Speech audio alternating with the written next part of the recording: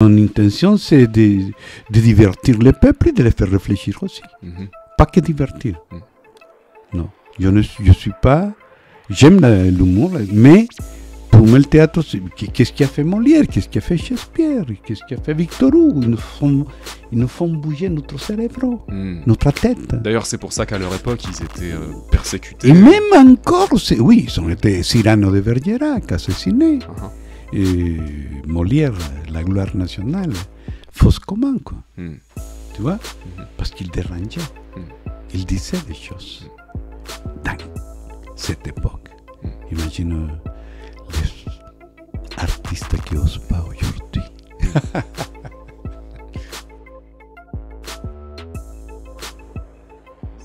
Je suis aujourd'hui avec mon ami de plusieurs années, Monsieur Pass, Donald Pass, qui a aussi été mon professeur de théâtre, qui est aussi un ami, beaucoup plus âgé que moi, qui m'a appris beaucoup de choses, avec qui on a beaucoup discuté du théâtre, de la vie, de l'art, des relations parents-enfants, puisque tu as le même âge que mon père, de beaucoup de choses. Et aujourd'hui, Donald, j'aimerais parler de ça avec toi, du théâtre, de la vie, de ce qui te passe par la tête en ce moment, de tes réflexions actuelles. Mais avant ça, je vais quand même te laisser te présenter un petit peu, en tout cas ce que tu as envie de partager, parce que tu as une longue histoire, tu viens de loin. Je crois que tu étais l'homme de la radio au Salvador, pendant la résistance, pendant la révolution.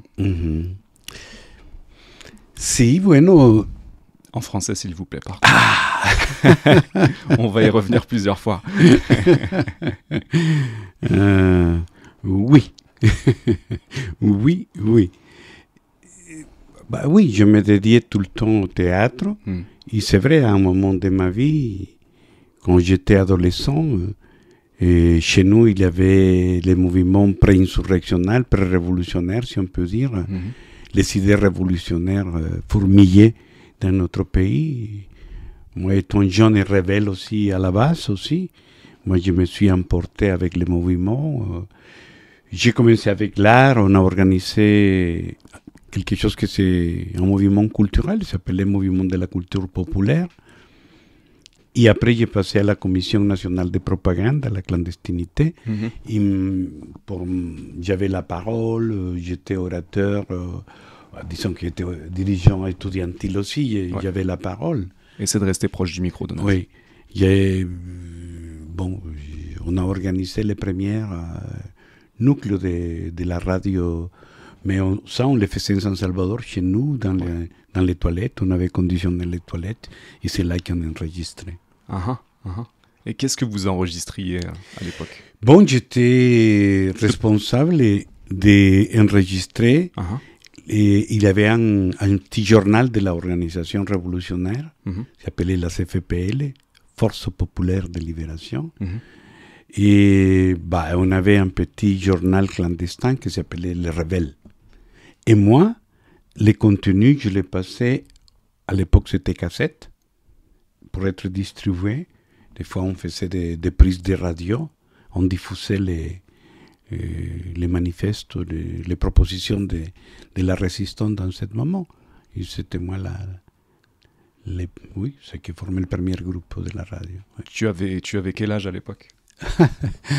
Je pense que j'avais comme 20 ans, 23, 20, 22. Ouais. Et qu'est-ce qui a fait que tu as voulu te battre pour ton pays, participer à cette révolution? Quel était le contexte pour ceux qui ne connaissent pas forcément l'histoire du Salvador, si tu peux nous... C'est simple.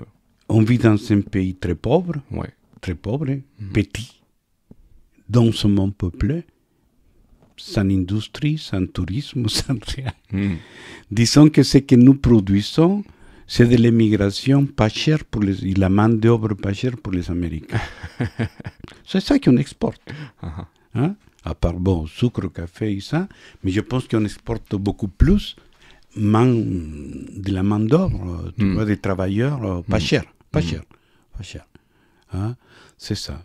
Alors, la situation des pays on était gouverné pour des militaires.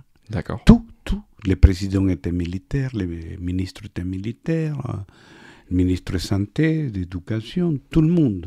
La vie était dictaminée pour les règles militaires et religieuses. On a grandi dans une ambiance style franco en Espagne, avec un grand pouvoir militaire et la religion comme son principal allié. D'accord. Donc la révolution, c'était en partie la révolution contre ce système de dictature militaire. Exactement. Et moi, ça m'a révolté. Il n'y avait pas lu ni Marx, ni rien de ça. Ouais. Sinon que simplement, ça se disait chez nous, que les pays appartiennent à 14 familles. Et moi, je me disais, réflexion simplement logique, comment est-ce possible que 14 familles fassent une merde de la vie à 6-7 millions d'êtres humains, quoi. Et que cette personne l'accepte, il le supporte aussi. Alors, je me révoltais très jeune. Très jeune. À 17 ans, j'étais déjà en prison pour révolte devant le régime militaire, mais ma vie a été marquée pour ça. Ma vie a été marquée, oui, pour cette manque de compromission avec le système, de compromis avec le système. Je dis les moins que je peux le servir à ce putain de système. Les moins. Qu'est-ce que tu appelles le système? Le système, c'est tout l'ordre juridique, judiciaire, politique, de contrôle de la population. Moi, la vie, je l'aime. Ce que j'aime pas, c'est ces jeux de domination de l'être humain. On nous prend pour des bêtes, pour des cons. Je pense que pour l'élite du pays, on est des cafards, quoi. Quand je vois les flics en train d'arroser des gaz lacrymogènes, je transpose ça à une autre échelle et je dis, on est les cafards, hein, on nous arrose avec du feu, avec de l'eau, on nous tabasse, quoi. Si on ose protester. Bien sûr. Si on ose se révéler. Et oui, aujourd'hui, peut-être qu'on ose moins, mais c'est pour ça que ton histoire, elle est intéressante aussi. Tu as été très marqué par ça. Et comment elle a évolué, cette révolution? Du coup, tu étais l'homme de la radio au début. Je sais qu'il y a eu des moments difficiles. Tu as vu des gens, peut-être, qui sont morts, qui ont été blessés. Tu parlais de prison. Comment ça a évolué entre le début de cette révolte, où donc, tu es l'homme de la radio, donc tu enregistres des cassettes, tu partages le manifeste de révolutionnaire, et qu'est-ce qui s'est passé ensuite? Comment ça a évolué? Bon, disons que les premiers appels à la soulèvement du peuple, au soulèvement du peuple, après la union de différentes organisations, par exemple, c'est ma voix. Ça, je l'ai enregistré, ça sorti dans tous les... On a pris les radios, on faisait le diffuser partout où on pouvait. Mais pardon, la question était... La question était, raconte-nous cette histoire, comment ça s'est développé. Après, comme tu sais, dans tout organisme politique, même dans une famille, il y a des contradictions, des différences, des fois des bagarres très fortes. Et tout organisme politique est plein de contradictions et des intérêts différents. Alors, je pertençais à une branche qu'on croyait être le secteur populaire, parce que moi, je viens d'une famille très modeste. Je ne viens pas ni de la classe moyenne. Je suis la première personne de ma famille d'aller à l'école. Alors, bien sûr que ma vision del désir de libération et de révolution est différente à un bourgeois de gauche. Ou à un petit bourgeois.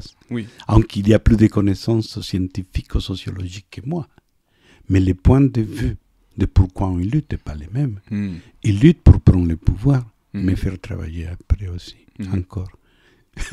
À quel moment est-ce que tu as réalisé que cette révolution... Est-ce qu'il y a une désillusion dans cette révolution? Bien sûr. Par rapport à ce que tu dis maintenant, parce que tu as l'air de dire que, en fait, en réalité, il y a des gens qui ont des intérêts personnels qui profitent tout le temps du travail et de l'effort des autres, des rêves des autres.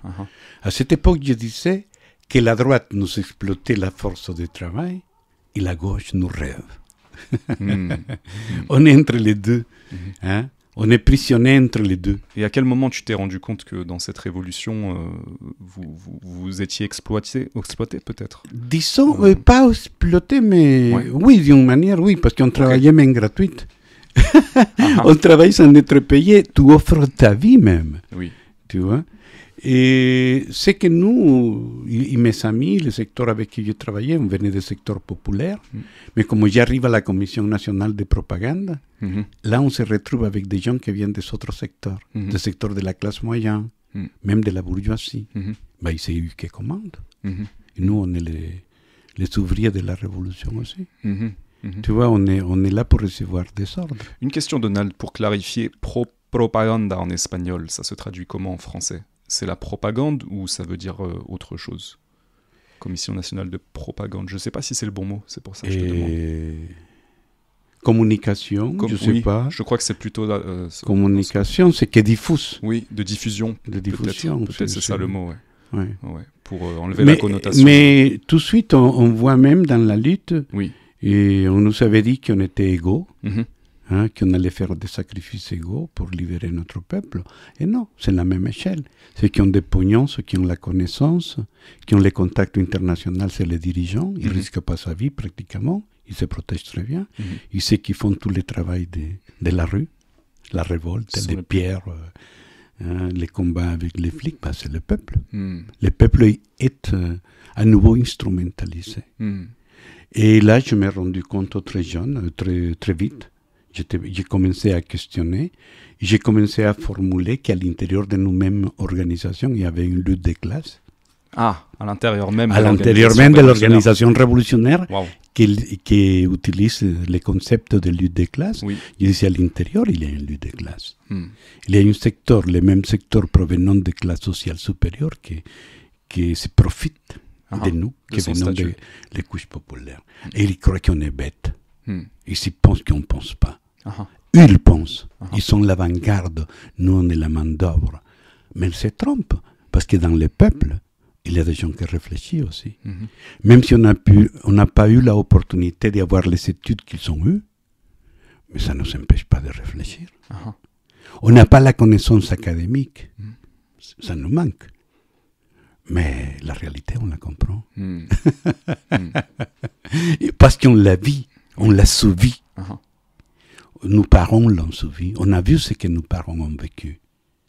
Mes grands-parents se levaient à 5 heures du matin, ils se couchaient à minuit, seulement pour nous donner à manger. Qu'est-ce que c'est ça? Et les pays continuent à peu près pareil.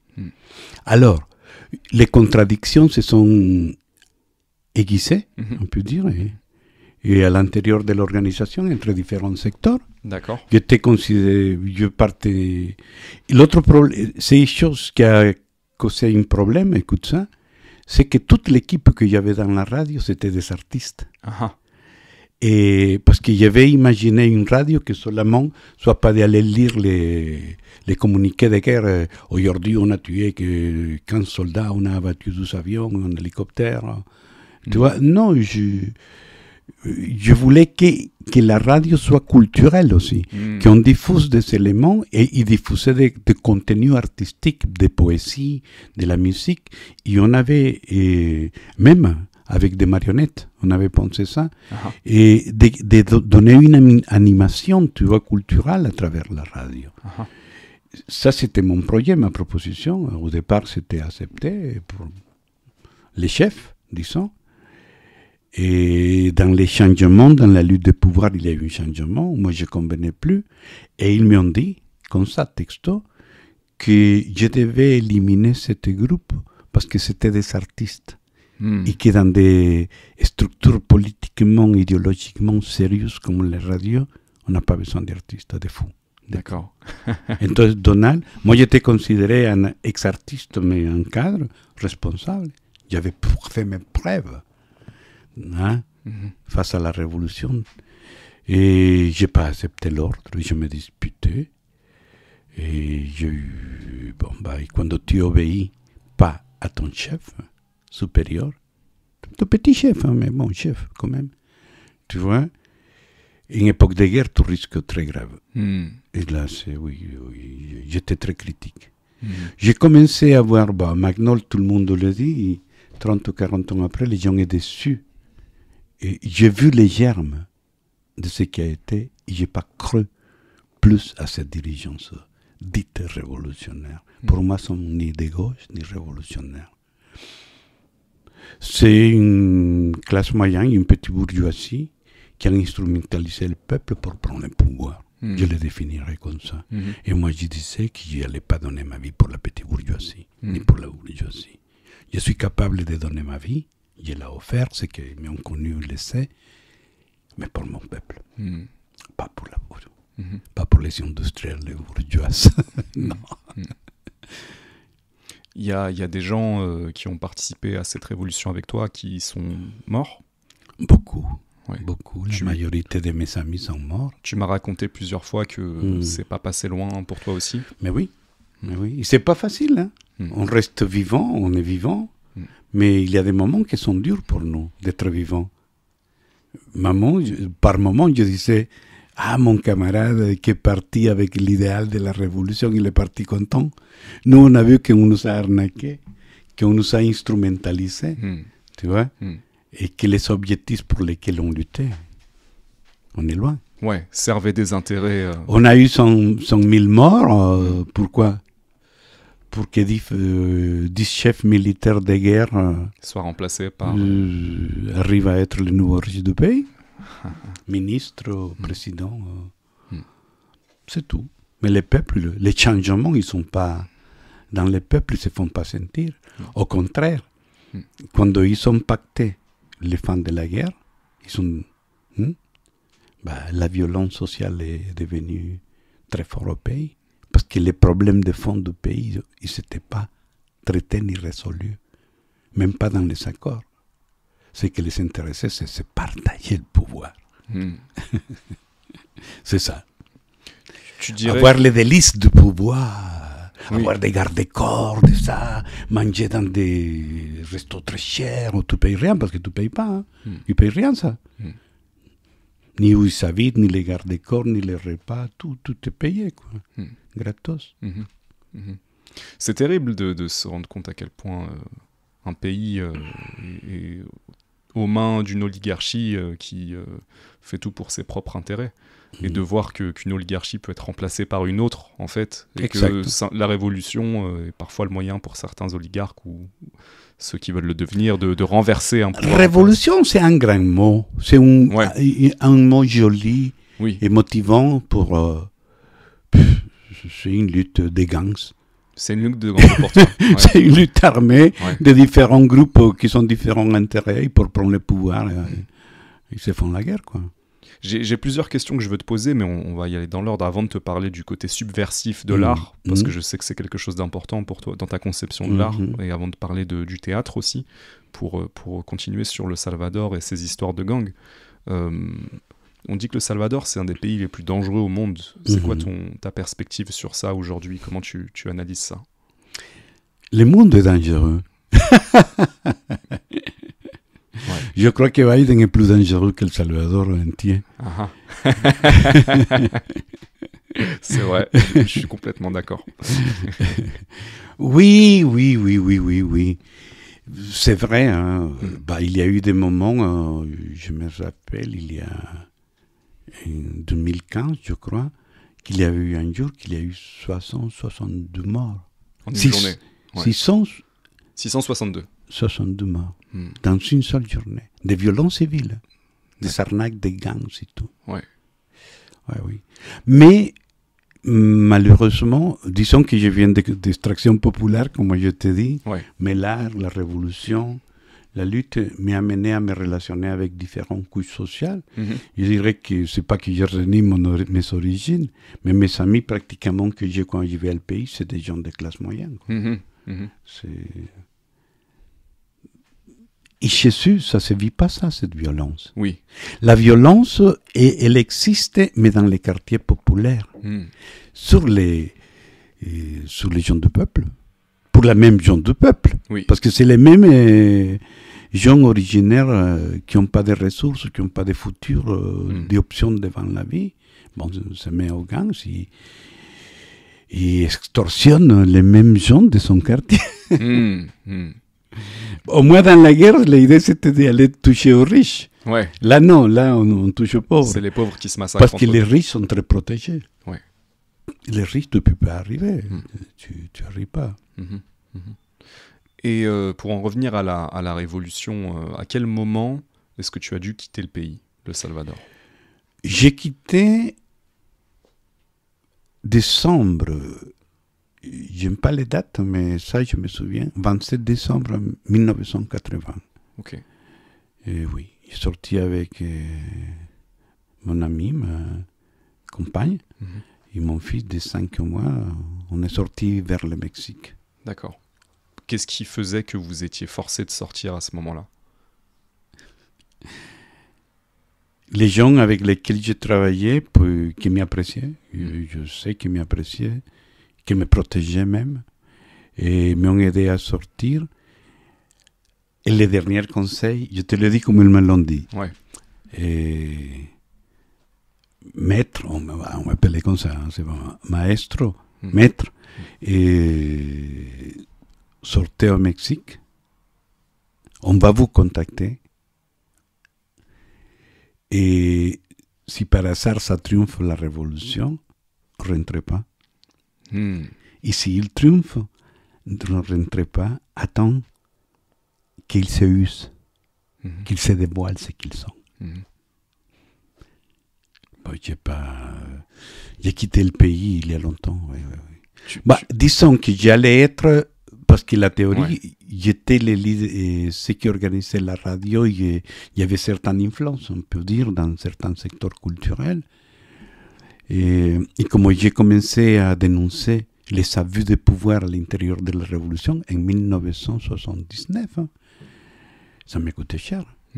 Et mes camarades ont considéré que moi, je n'allais pas être tué pour l'armée, sinon que pour la même organisation. Pour être critique à la manipulation. De la dynamique interne. Ouais. Alors, c'est eux des mêmes camarades qui m'ont dit non. J'ai parti au Mexique, je n'imaginais pas. Tu ne pensais pas partir pour forcément longtemps, tu ne savais pas pour combien de temps? Pas du tout. Mais même pas être en France. Jamais j'imaginais ça. Jamais. Et qu'est-ce qui s'est passé du coup au Mexique? Au Mexique, j'ai organisé un mouvement culturel avec des amis salvadoriens, avec des amis mexicains, qui s'appelait Atelier d'art populaire salvadorien. On soutenait toujours la lutte.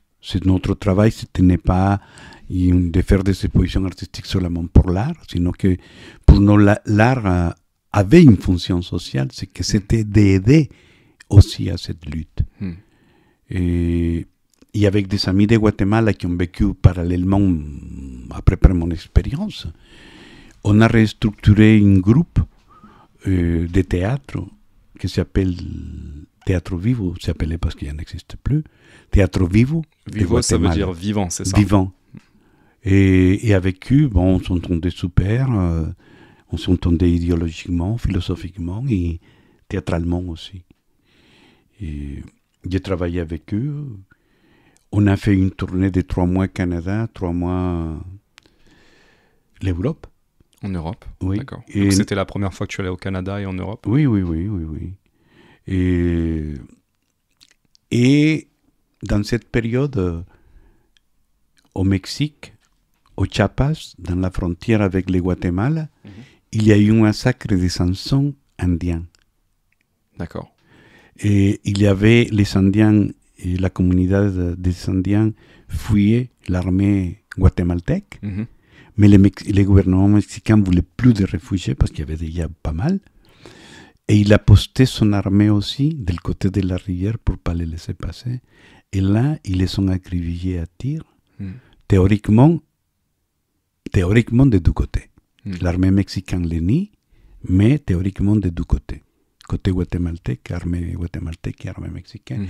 Et nous, dans la tournée qu'on a fait de 6 mois, on a dénoncé ça. Dans toutes nos représentations, on faisait des actions, on allait à radio, télévision pour dénoncer cet acte.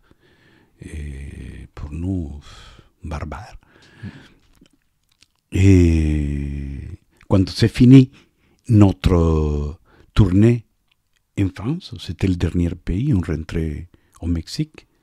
Quand on a demandé la visa pour rentrer au Mexique, nié. Nié parce qu'on s'avait involucré, mêlé de la politique antérieure, impliquée mexicaine. Et on avait critiqué le gouvernement mexicain. D'accord. Alors, interdit de Mexique pour moi et pour la troupe. Et tu te retrouves en France? En France. Avant de discuter de la France et de tout ça... De la souffrance. Pas mal. Ça fait longtemps que tu l'avais pas dit. Votre groupe de théâtre, Teatro Vivo, le théâtre vivant, c'est un peu bête de le dire parce que c'est évident, mais vous étiez très influencé par cette culture révolutionnaire et aussi la dénonciation de On faisait un théâtre militant, engagé, comme on dit. Et ça ressemblait à quoi, justement, ce théâtre militant? Donc, en dehors de quand vous passiez à la radio et que vous dénonciez clairement, dans votre art, ça prenait quelle forme? Nous, on aime un théâtre avec de l'humour. Hein? Même dans les situations dramatiques. Mais oui. L'humour, il est important dans la vie. Hein? Ouais. Et tu sais que c'est quelque chose que je retrouve beaucoup dans la culture latino en général, c'est qu'il y a un humour. Mais oui. Même parfois un humour noir, mais... Non, parce qu'on dit les choses sans besoin de pleurer. C'est ça. Il y a une chanson colombienne que tu la connais bien. Les Français qui ne comprennent pas les paroles, ils dansent, ils ne savent pas ce qu'il dit. Mais il est en train de dire des choses très sérieuses. Tu peux nous rappeler le nom de la chanson? Aquella qui dit « No le pegue a la negra ». Oui. Hein? Il dit « Tu ne cognes pas la blague, quoi. Ouais. C'est ma femme, tu ne vas pas la cogner. » Chanson de salsa, d'ailleurs, on danse dessus. Oui, salsa, on danse beaucoup. Willy Colón, Rubén Blades, Calle 13. Tous disent des choses très fortes. Beaucoup de gens plus. Très dur. Ouais. Mais avec de la joie, et on danse. Ça nous donne la force. Et à la place de dire putain, on est rien. Rapproche-toi du micro, Donald. On est rien. Tu vois, tu trouves la force. La révolte, ça te donne de la force et de la dignité. Quand tu touches la dignité d'un être humain, combien de ces êtres humains ils ne sont pas de dignité? Il est abîmé pour son patron. Dans le boulot, te traite comme n'importe quoi, n'importe qui. Tu peux être puni, viré. Tu es comme ça, dans les fils. Tu vois. Et donc tu disais beaucoup d'humour déjà dans votre théâtre. Oui, et beaucoup de travail corporel. Okay. Nous, on disait qu'on faisait un théâtre populaire de qualité. On s'en fichait c'était pas de faire des discours politiques. On racontait des histoires de peuple. Et, par exemple, des histoires d'un ouvrier, par exemple, qui construit des maisons. Et à la fin, il se dit, et moi, j'ai pas une maison. Tu vois, par exemple, j'ai joué un personnage, parlons de l'humour, j'ai joué un personnage d'une famille très pauvre, avec des voleurs, de tout, et moi, j'étais épileptique. Tu vois, j'avais des crises d'épilepsie. Et quand il avait des crises d'épilepsie, ma mère disait, allez, c'est le moment de l'amener. Et on m'amenait comme ça, tu vois. On m'amenait à la place pour demander de l'argent aux touristes. Bang, tu vois. Et des fois, et par exemple, dans la pièce, ça faisait de l'humour parce que j'étais un peu malin aussi. Je l'ai demandé, et avant de demander de l'argent, je lui ai demandé, mamita, pan, mamita. Non. Et à un moment, ma maman me coupe, me cogne. Quand elle me cogne, et là, ma mère profite pour demander de l'argent. C'est un travail très physique. Je pense que c'est pour ça que notre travail a pu s'ouvrir espace en Europe. J'ai plein de critiques de journaux où ils disaient que le langage n'était pas un problème. La langue n'était pas un problème. Donc vous jouiez en espagnol? En espagnol. Pas comme on n'est pas dans l'école de théâtre classique. D'accord. Un théâtre plus expérimental, de recherche physique, tu vois, création collective. On n'était pas dans la logique du théâtre conventionnel. Beaucoup de gens que nous voyaient nous disaient si on faisait de la comédie de l'art. Nous, non, jamais on s'est proposé. Mais bon, c'est l'esprit, en regardant, oui, c'est l'esprit. On avait l'esprit de la comédie de l'art. On n'utilisait presque rien. On avait simplement un habit blanc et 2-3 éléments, mais tout était fait à travers les corps. Les corps. Et, on a fait plusieurs spectacles. On a vécu de ça, notre vie. On a vécu de faire du théâtre. Et vous avez eu, tu disais que vous avez eu des critiques. Vous avez reçu des critiques de la part de qui? Quelle était la teneur de ces critiques? Très bien. Disons, c'était des critiques, ce n'étaient pas des amis. Moi, j'ai eu une critique avec une troupe salvadorienne qu'on a formée. On participait au festival d'Édimbourg, en Écosse. Et un matin, il y a des amis qui nous frappent à la porte, qui avaient sorti la photo et un article de la troupe dans l'Indépendant. Tu vois, il y avait une page. Donc le fameux journal. Oui, il y avait une page complète du festival. Sur vous. Et au milieu, à côté de la photo, de toute la page, avait chaque jour sortait le meilleur des festivals. Et ce jour-là, c'était notre troupe. Tu vois, c'est des choses que tu ne t'attends pas, quoi. Une petite troupe avec 4 mecs avec des mâles. On n'avait pas de décor, on n'avait pas... Non, j'ai eu pas mal de satisfaction. Et je sens que notre travail a été bien accueilli. Et on a eu des critiques partout, très positives. Hein. Très, très positives. Je pense que aussi, nous, on a eu un groupe qui est arrivé à un niveau de qualité. Pour beaucoup de gens, nous considérait une meilleure des troupes latino-américaines. On a eu des critiques qui disaient ça. Moi, ça ne m'intéresse pas, ça. Ouais. On s'en fout de ça. Mais pour te dire, des fois, j'ai rigolé, j'ai dit, putain, il est mauvais, le théâtre latino. Mais pourquoi? Pour qu'on dise qu'on soit les meilleurs. Je ne me crois pas à ce type de choses. Ouais. Simplement, on essaye de faire des choses et de les faire le mieux possible pour les partager. C'est tout. Et on voulait transmettre quelque part de notre culture et expliquer au peuple européen pourquoi nous, on était en lutte. Qu'on n'était pas des terroristes, que c'est la situation d'oppression, de dictature qui nous faisait lutter. C'est tout. C'est tout. Et à cette époque, c'était quoi l'intensité avec laquelle vous pratiquiez le théâtre? Parce que pour faire des spectacles et faire une tournée internationale... Je suis un peu obsessive dans mes affaires. C'est pour ça que des fois, des gens ne m'aiment pas. Hein? Moi, si je me propose quelque chose, il faut y aller, il faut le faire. Ben, non, allez, on y va, pape. On va le faire, tu vois. Et nous, on était dédiés qu'à ça. Je pense que malgré tout, j'ai eu la chance. Je vois la difficulté que même les jeunes ont pour créer aujourd'hui.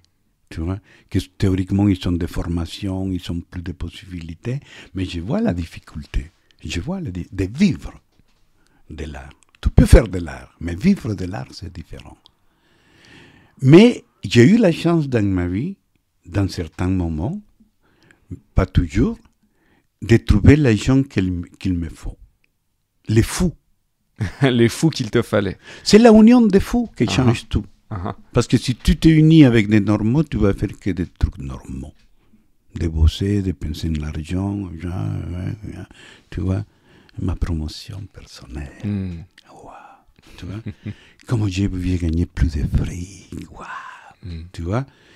Non, nous, on n'était pas dans ce trip. Je me trouvais toujours avec des gens, autant au Salvador comme avec de mes amis de Guatemala, avec des gens qui avaient décidé qu'ils allaient faire que ça dans sa vie, du théâtre, et pas autre chose. Pas de ménage, pas un bureau, pas flic, pas nanana. À n'importe quel prix. Même pas prof. Hein. Ouais. C'est 1 million à la fin, être prof. Avec ce système éducatif, surtout qu'il y en a. C'est horrible. La majorité des profs que je connais sont dépressifs. C'est vrai.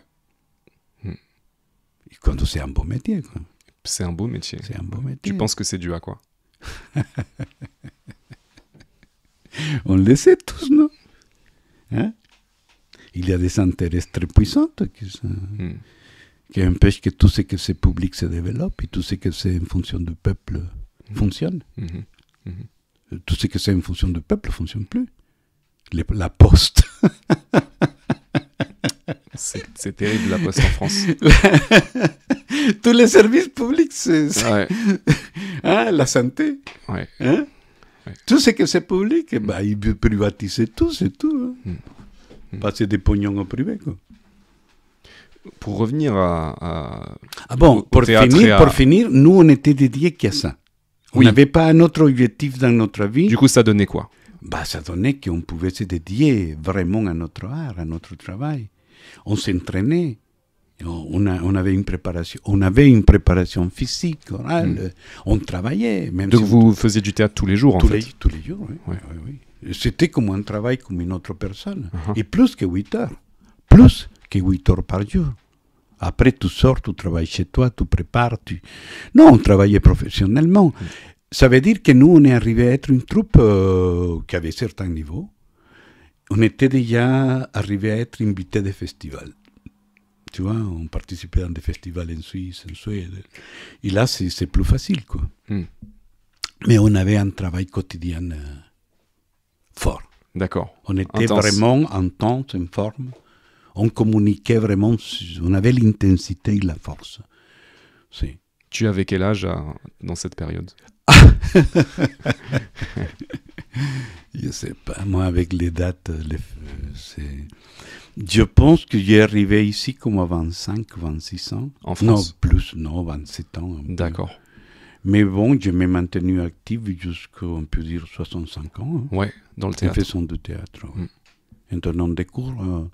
Après, au départ, on faisait que l'actuation, on jouait, on a fait des tournées d'Espagne jusqu'à Finlande, tu vois. Et après que j'ai eu ma famille, que j'ai posé les bagages, les maletas, je me dédié à donner des cours aussi. En France. En France. Donc là, on arrive en France. Où je mélangeais le travail de spectacle avec mes cours. D'accord. Toujours, je peux dire que j'ai vécu et j'ai survécu grâce au théâtre. Donc ça a été le travail de ta vie, oui. Le théâtre. Il ne m'a pas donné presque rien pour la retraite. Ah, ça c'est dommage. mais il m'a donné beaucoup de satisfaction dans ma jeunesse. Uh-huh. Et c'était quoi, du coup, la vision du théâtre que tu essayais de transmettre à travers tes cours en France? Pour moi, l'art et le théâtre doivent être libérateur. Libérateur. Ouais. On vit avec tellement de préjugés, de répression, de peur. Les gens se font peur pour rien. Tu vois, on les fait peur et ils se font peur aussi.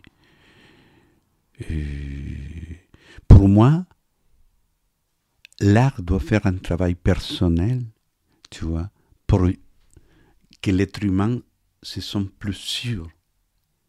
C'est affirmé comme être humain. Loin, en jetant, en sortant de toi, toute cette bêtise, toute cette connerie que tu as mis, de tout petit, tous ces conditionnements sociaux qui t'ont empêché d'être toi-même, pour te mouler. Tu vois. Le théâtre, c'est pour ça que des fois on choque beaucoup les gens, très conventionnels, parce que le théâtre, c'est casser tous les schèmes qui ont été construits. C'est déconstruire ça, pour te retrouver toi et que ça s'exprime. Ton moi, ton essence qui a été dénaturalisée pour te transformer en une petite esclave du système. Et pour moi, l'art doit être libérateur d'émotions, libérateur de pensées. Il doit faire tomber des préjugés. Quand tu combats les préjugés établis pour l'ordre conventionnel, tu es subversif. Tu subvertis cet ordre. Tu les bouleverses, tu les chatouilles, tu les taquines. Ouais. Et je sais que toi, tu as toujours été là-dedans et depuis aussi longtemps que je te connais, tu m'as toujours parlé du côté l'art doit être subversif, l'art doit remettre en question, l'art doit questionner. Est-ce que tu trouves que c'est quelque chose qui se perd aujourd'hui dans le théâtre, par exemple? Beaucoup, oui. Beaucoup. L'esprit critique, le fameux esprit critique, quand j'étais adolescent, on parlait d'avoir un esprit critique. Maintenant, l'esprit critique est interdit. Et puni. Au coin. Tu perds ton boulot si tu as un esprit critique. Interdit. Tu penses que c'est dû à quoi? On revient au même thème. Domination des masses. Des dynamiques de domination. Les profits de la sociale pour une petite élite nationale et mondiale. Et nous, on est ses esclaves.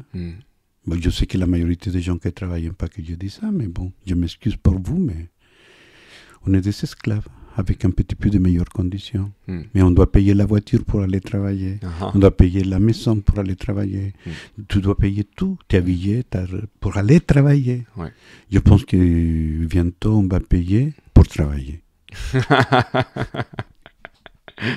Hein? Ils vont nous demander ça. Vous allez travailler, mais vous devez donner une prime à l'entreprise pour vous donner du travail. Ça, ils n'ont pas eu cette idée encore. Pas encore. Ça va venir. Je vais le dire, peut-être je deviendrai milliardaire. Ouais. J'ai une idée pour faire du fric. Ouais. C'est ça qu'on cherche tous. Il n'est jamais trop tard, Donald. Et pour en revenir sur tes cours, le début de tes cours, la vision du théâtre que tu essaies de partager, est-ce qu'il y a des choses qui t'ont marqué en France, quand tu as commencé à travailler avec des gens, donc avec des Français, toi venant d'Amérique latine, est-ce que tu as vu des grosses différences? Beaucoup. Beaucoup. Quelles étaient ces différences dans le travail théâtral, justement? D'abord, la raideur physique. La raideur physique. Oui. Okay. Une manque de rythme. Ok. Tu vois, qu'il faut travailler. Je pense que le plus grave, parce que le théâtre révèle tout. Oui.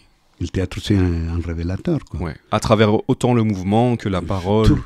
Ouais. Oui, c'est vraiment quelque chose qui lie tout ça. Oui. Tu peux pas mentir quelque dans le théâtre. Quelque chose que j'ai dû, je m'excuse de dire, apprendre en français, c'est que l'autre existe. Parce que dans le théâtre français, quand tu les vois dans les exercices, dans tout, il n'existe que moi. Les autres n'existent pas. Les autres n'existent pas. Tu les vois dans les impros, dans tout. Tu dois les apprendre que l'autre existe, que tu existes, oui. Super. Mais il n'y a pas que toi. L'autre. Et tout est construit avec l'autre. Tout est construit pas tout seul. Tout est construit avec l'autre. Tu vois, ça, c'est le plus... Mais j'ai eu des mal au départ pour ma manière de travailler. Pourquoi? Parce que l'école de théâtre française continue à être très conventionnelle, très classique. D'accord. Il y a des expériments différents, il y a. Je ne vais pas dire que tous les théâtres français est ainsi. Mais il est marqué encore... je crois que c'est un des arts les plus conservateurs en France, le théâtre. Tu le trouves conservateur, le théâtre français. Oui. D'accord. Oui. Très les comédiens très conservateurs... c'est une offense aux secrétaires, comme qu'ils sont des secrétaires. Hein. Ils vont faire un boulot, c'est tout. Professionnels, ils se sont formés, ils savent faire. Hein. Je change d'entreprise, je joue pour ce directeur, pour l'autre. Mais pour moi, l'artiste doit être créateur. Pas seulement un interprète. Oui. Tu me payes, je suis entraîné pour donner des sauts, faire les singes. Allez, tu me payes, je fais les singes dans un supermarché, à l'estade, tu vois, pour amuser la foule, pour entretenir la foule, tu vois. Non, l'art, c'est pas pour nous ça, quoi. Et je viens d'une expérience d'un théâtre d'improvisation, d'un théâtre de création collective. Disons que nous, on créait nous-mêmes nos textes, nos histoires. J'avais du mal avec les Français, avec ça. Ils n'arrivaient pas. Ce qui m'a beaucoup marqué, je vais revenir à ça, mais ce qui m'a marqué beaucoup, c'est que j'ai essayé de les faire travailler à partir d'une liberté totale. D'accord. Même de ne pas donner de consignes. Et ça ne marchait pas. Ça, c'était dans l'Amérique latine, tu vois. Ici, ça ne marchait pas. Jusqu'à ce que j'ai eu des discussions avec eux, ils me disent, Donald, on a besoin que tu nous donnes des repères. Que tu guides un peu plus. Oui, que tu nous donnes des repères. Et je lui disais, mais vous ne pouvez pas créer une liberté. Si on vous donne la liberté, vous ne savez pas quoi faire. On doit vous dire quoi faire. C'est pour ça que je pense que c'est écrit dans tous les bâtiments français. Liberté. Tu vois, et c'est pas... J'ai eu des mal avec... Alors, je me pliais, et ma solution, c'est me plier vers les textes. D'accord. Conventionnels, classiques, qui sont beaux, hein. Je nie pas les textes. Oui. Moi, j'aime les théâtres-textes. J'aime Cervantes, j'aime Molière. Shakespeare, je les connais. Je n'ai pas les moyens de monter un Shakespeare, mais... Et tu vois, mais... Moi, j'aime. Je ne sais pas que je n'aime pas le théâtre des textes. Mais aussi, notre réalité change. La vie change. Tu vois, le théâtre doit changer. Son contenu, sa forme. On doit interpréter la forme de l'époque dans laquelle on est. Et je pense que la création, elle est super aussi. De créer de rien, d'une idée. tu vois, d'une impulsion, d'une émotion, d'une idée. Commencer et à partir de là, développer tout un tissu. Et putain, et tu finis avec un beau truc inattendu. Oui. Inattendu. Tu sais pas, c'est ça que ça me plaît travailler de cette manière. C'est comme une aventure, mais la majorité des gens ne vivent pas des aventures aussi fermées. Tu vois? Non, on voyage avec des voyages organisés, même les vacances. Hein. C'est vrai, c'est dur de lâcher prise et de faire confiance, de ne pas savoir où on va aller. Mais ouais, et tu vois, l'important c'est de trouver les camarades, qu'on se fait confiance, donc on va faire un voyage sans savoir où le bateau va se poser. Quelque part, c'est aussi faire confiance à la vie. Mais oui. Qu'est-ce qu'on peut contrôler? Pas grand-chose au final. On s'en fout combien de temps va durer. Je n'ai pas de montre pour jamais sûr, jamais le temps de me dire combien va durer. Je ne sais pas, ça va durer, c'est qui va durer. Ouais. Tu vois, l'histoire va commencer, je ne vais pas allonger l'histoire pour aller la vendre. Ah, mais c'est sûr que ça, c'est difficile pour un occidental, de ne pas savoir combien de temps ça va durer, de ne pas savoir où est-ce qu'on va arriver. Quand c'est un déconditionnement total. Mais oui. Ouais. Alors, j'ai eu des mal dans ce type de travail auquel c'était mon ligne de travail, si on peut dire. Mais je m'ai mis au texte et là, ça va. Je les embêtais avec un peu de travail corporel avant, parce que beaucoup n'aiment pas ça. Beaucoup pensent que le théâtre, c'est apprendre un texte et aller les réciter seulement, pour ne pas dire les éviter. Hein? Non, le théâtre, pour moi, le théâtre, c'est un laboratoire d'expérimentation de la vie. Tu vois, de réélaboration, de réinterprétation. On raconte des tranches de vie de l'être humain, des événements importants, surprenants. Je crois que... Mais bon, j'ai concilié comme ça et j'ai trouvé les thématiques qui à moi ça m'intéressait en Europe, qui fassent vincule en lien avec l'Amérique latine, des thématiques qui sont universelles quoi. Alors j'ai travaillé sur Quasimodo, Notre-Dame, Pinocchio, tu vois. Je continue à faire des créations collectives de mon côté aussi, mais des thèmes qui me plaisent aussi. Hein. Moi, Notre-Dame, pour beaucoup de Français, ils ne s'aiment pas parce que c'était obligatoire à l'école. Mais pour moi, c'est formidable. Ouais. Tu vois, la différence. Quasimodo, elle mange, on ne l'aime pas parce qu'il est moche dans une société de beaux. Hein?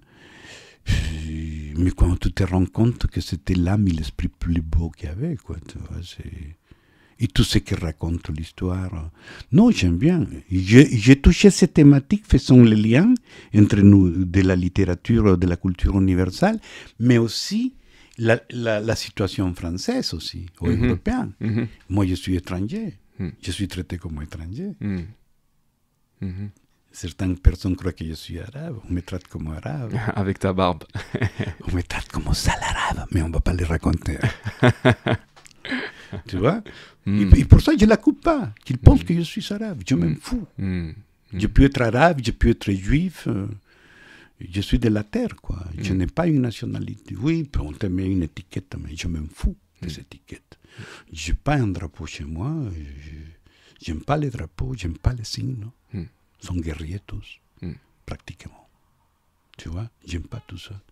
Pour en revenir à Quasimodo, je sais qu'à un moment, tu voulais justement te déguiser en Quasimodo et aller à Notre-Dame de Paris. Oui, mais comme ici, il n'y a pas trop de soutien, hein, comme dans mon pays, je voulais provoquer. Parce que dans les livres, c'était interdit à l'époque, tu vois, aller jouer face à Notre-Dame. Alors, Esmeralda allait jouer, mais c'était interdit. Et d'ailleurs, c'est toujours interdit. Et c'est toujours interdit. De jouer sur le parvis de Notre-Dame. Dans les pays plus libres du monde. Dans le pays le plus libre du monde. Hein? Ouais. Dans des pays des Sahara. Pays de lumière.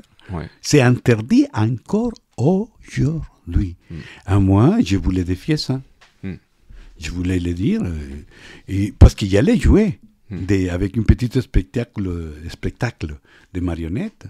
J'allais jouer face, et je me bagarrais des fois avec les flics. Ça me plaisait. On jouait avec des flics sympas aussi. Il y avait des flics Il y avait sympas. des flics très sympas qui arrivaient, messieurs, excusez-moi, excusez-moi, ça nous plaît ce que vous faites, mais on a des ordres, on a des caméras là-bas, Ouais. s'il vous plaît. Tu vois, on fait semblant, on joue. Ouais. Mais il y a les flics qui arrivent, qu'est-ce que tu fais là, dégage. Uh-huh. Ah là, s'il te plaît, je viens de dictature militaire, connaître, tu m'impressionnes pas. Petit flic poulet, frikish, French chicken. French chicken. Tu vois, tu m'impressionnes pas. Tu vois, tu m'impressionnes pas. C'est vrai que je t'ai vu plusieurs fois te prendre la tête avec des flics qui étaient pas forcément, comment dire, très aimables. Et ouais, ça m'a impressionné ce côté-là. Ils sont des serviteurs à nous. Qui a pas... Ouais, c'est ça. Je crois que Et la population les paye pour être serviteurs, pour qu'ils te protègent. C'est exactement ce que je t'ai entendu dire une fois. C'est pas pour qu'ils nous matraquent. Ouais, ouais. C'est avec l'argent du peuple qu'ils sont payés. C'est pas avec les gens de l'oligarchie. Hein. C'est pas les seuls. Mais ils ne comprennent pas. Ouais. Ils ne comprennent pas, les pauvres. Certains comprennent. Ouais. Certains flics sont intelligents et sensibles. Et heureusement. Mais il y a certains qui sont comme mécaniques, quoi, programmés. Pour en revenir à la marionnette, parce que tu as parlé un petit peu de la marionnette, qu'est-ce qui t'a fait passer du théâtre où tu travaillais plus avec le corps à la marionnette? Comment t'es venu à ça? Est-ce que pour moi, le théâtre, moi, je le conçois comme un art total. D'accord. Je ne vois pas le théâtre comme un art... C'est quoi un art total? Pour moi, un art total, tu peux inclure tout ce que tu veux. Cinéma, musique, chant, danse. Tu vois, feu d'artifice, tout ce que tu peux pour raconter ton histoire. Oui. Tu vois, c'est... Et simplement que dans les pays où on est né, on n'a même pas de formation, c'est facile, la formation. On n'a pas de moyens. Alors on a travaillé avec notre corps et les moyens, et quelques petits éléments. Donc tu as été un petit peu autodidacte avec les gens avec qui tu travaillais. Oui, on a eu des petites bases, mais à part c'est notre dynamique personnelle. Okay. C'est notre dynamique créative qui nous a amené à développer notre travail. Et à étudier le théâtre sur le tas. Oui, et moi, je rêvais toujours d'une expression du théâtre populaire. Parce que quand je dis populaire, c'est plus de grandiose, mais pour le peuple. Oui. Tu vois, qu'il ne soit pas enfermé dans les grandes salles pour la bourgeoisie. C'est bien qu'il existe ce théâtre, il est pour tout le monde. Bien mais sûr. Pour le peuple, ici il existe en France. Je ne parle pas de France dans ce côté. Oui. Parce qu'en France, les couches populaires... Et plus défavorisés peuvent aller au théâtre. Il y a un accès encore à la culture. Oui. Mais dans nos pays, non. Dans mon pays, non. Alors, mon objectif, c'était d'amener l'art là où il n'existe pas. Et c'est ça qu'on a fait. D'accord. C'est ça qu'on a fait. Et du coup, la marionnette. La marionnette, bon. Et dans la recherche de ça, je cherchais un théâtre populaire, tu vois, expressif, joyeux, tu vois, et qu'on peut le jouer n'importe où. Qu'il n'y a pas de limite. Et ça, comme on n'est pas beaucoup non plus, ces petites troupes, tu jongles entre 5 ou 3 personnes. Et je pense que ça me plaît, la masque, la marionnette, c'est très ludique pour moi. Tu vois? Parce que dans le théâtre commercial, c'est que tu vends, c'est ton physique, mais mon physique, il n'est pas trop cher, pareil. Tu vois? Et alors... je sens que la masque et la marionnette apportent du rêve, du ludique, le ludique, le jeu, tu vois, casse les trucs réalistes, du théâtre réaliste psychologique.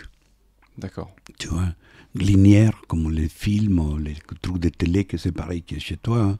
Tu te filmes chez toi, tu laves les assiettes, tu discutes avec ta femme, pareil. Aller voir des films, c'est pareil. Quoi. Ça, c'est inintéressant pour nous. Pour beaucoup de gens comme nous, c'est inintéressant. Et les masques, les rêves, les masques, tu vois, la marionnette. Mais j'ai une motivation particulière pour la marionnette aussi.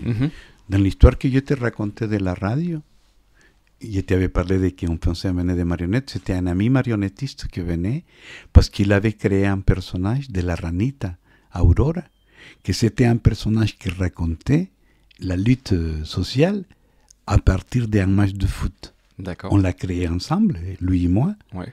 Après, moi, j'ai parti à la clandestinité, il a continué tout seul. Et ça, c'est comme un hommage à mon ami aussi. C'est toujours... mon ami a été disparu. Pendant la Révolution? Oui. Théoriquement pour la même organisation aussi.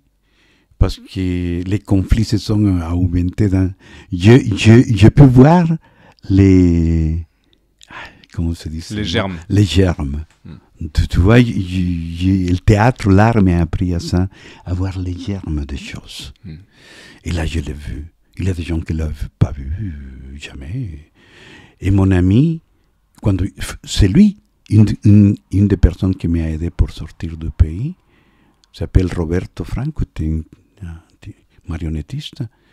Il avait créé ce personnage, c'était une petite grenouille qui dénonçait tout, chantait, rigolait, tu vois.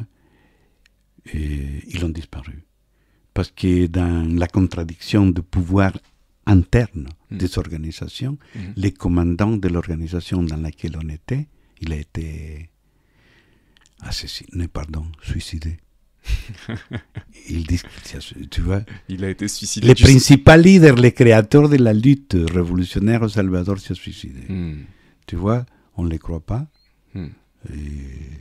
Et lui, il a défendu publiquement la personnalité de ce commandant qui était considéré pour tous les autres commandants qui ont négocié avec les Américains et avec la oligarchie, parce que lui était le seul commandant qui ne voulait pas négocier dans cette mort.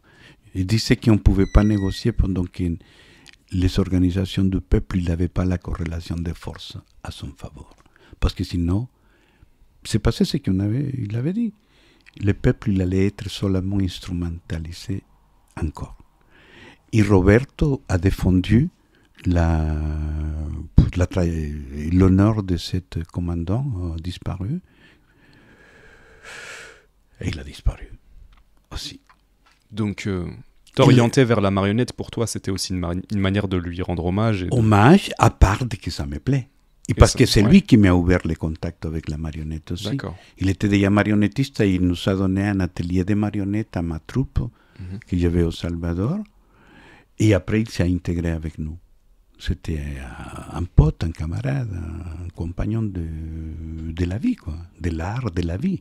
Parce que pour nous, c'est ça une différence avec la France. Ouais.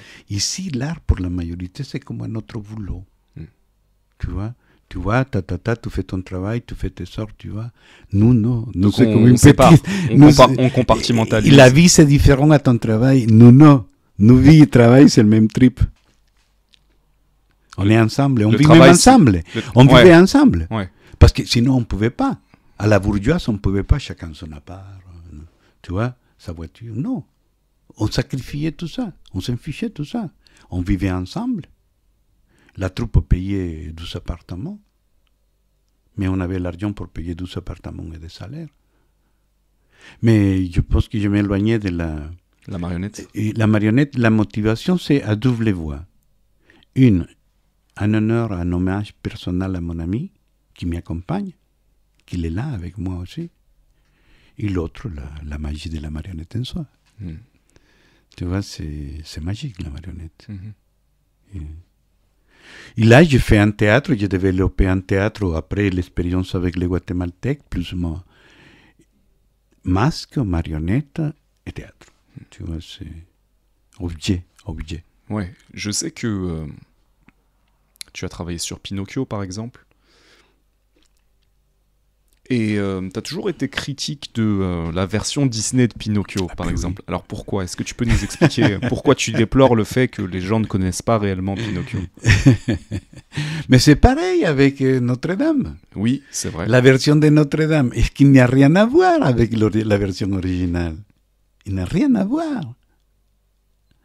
C'est la version idéalisée de Walt Disney. Oui. Et Walt Disney, c'est quoi? C'est les châteaux, c'est les grands riches...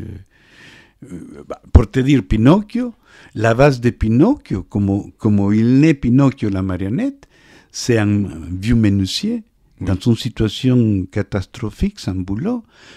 La date, je ne me souviens pas, mais on peut la chercher.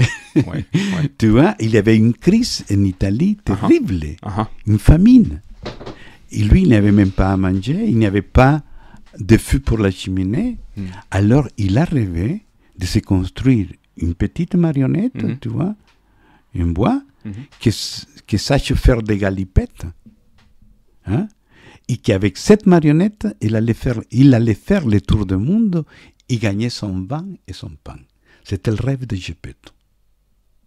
Et la musique du fond, c'est la pauvreté, c'est la misère.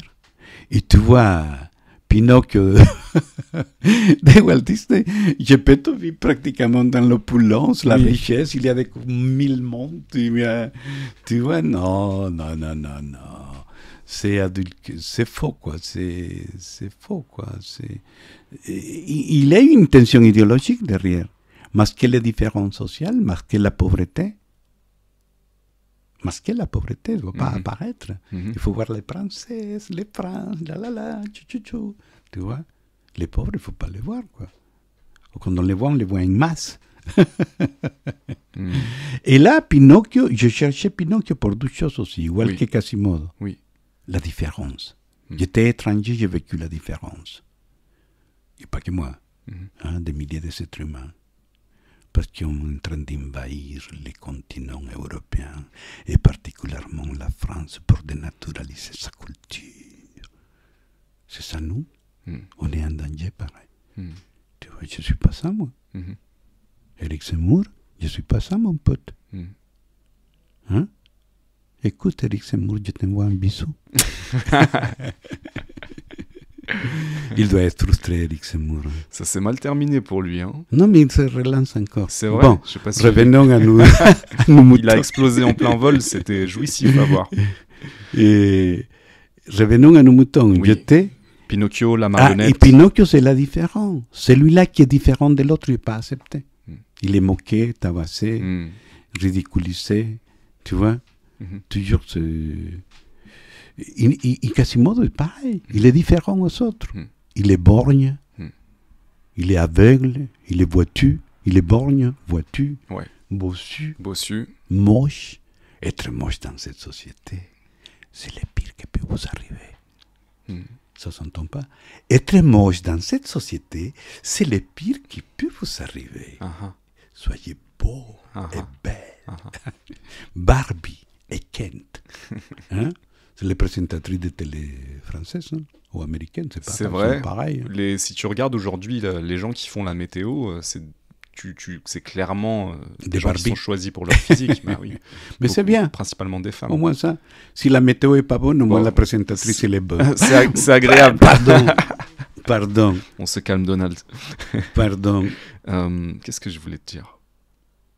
Bon, la marionnette, on était à la marionnette. Alors attends, juste avant de continuer sur la marionnette, le côté différence dont tu parlais chez Quasimodo et chez Pinocchio, pourquoi est-ce que tu penses que ça t'a intéressé? Est-ce que tu penses qu'il y a eu une identification à un certain niveau?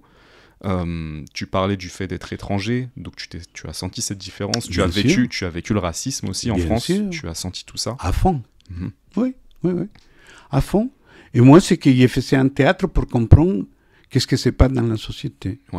Et ça, c'est un prétexte métaphorique, ce personnage, cette histoire, pour parler de la différence d'aujourd'hui aussi. Aujourd'hui, si tu es différent, si tu es ça, si tu ne peux pas être ça, ils disent qu'il ne faut pas mettre des noms étrangers, qu'il faut qu'il y ait des noms très... Tu vois. Il y a des Français qui ont des noms étrangers, je ne sais pas comment ils vont faire. Tu vois,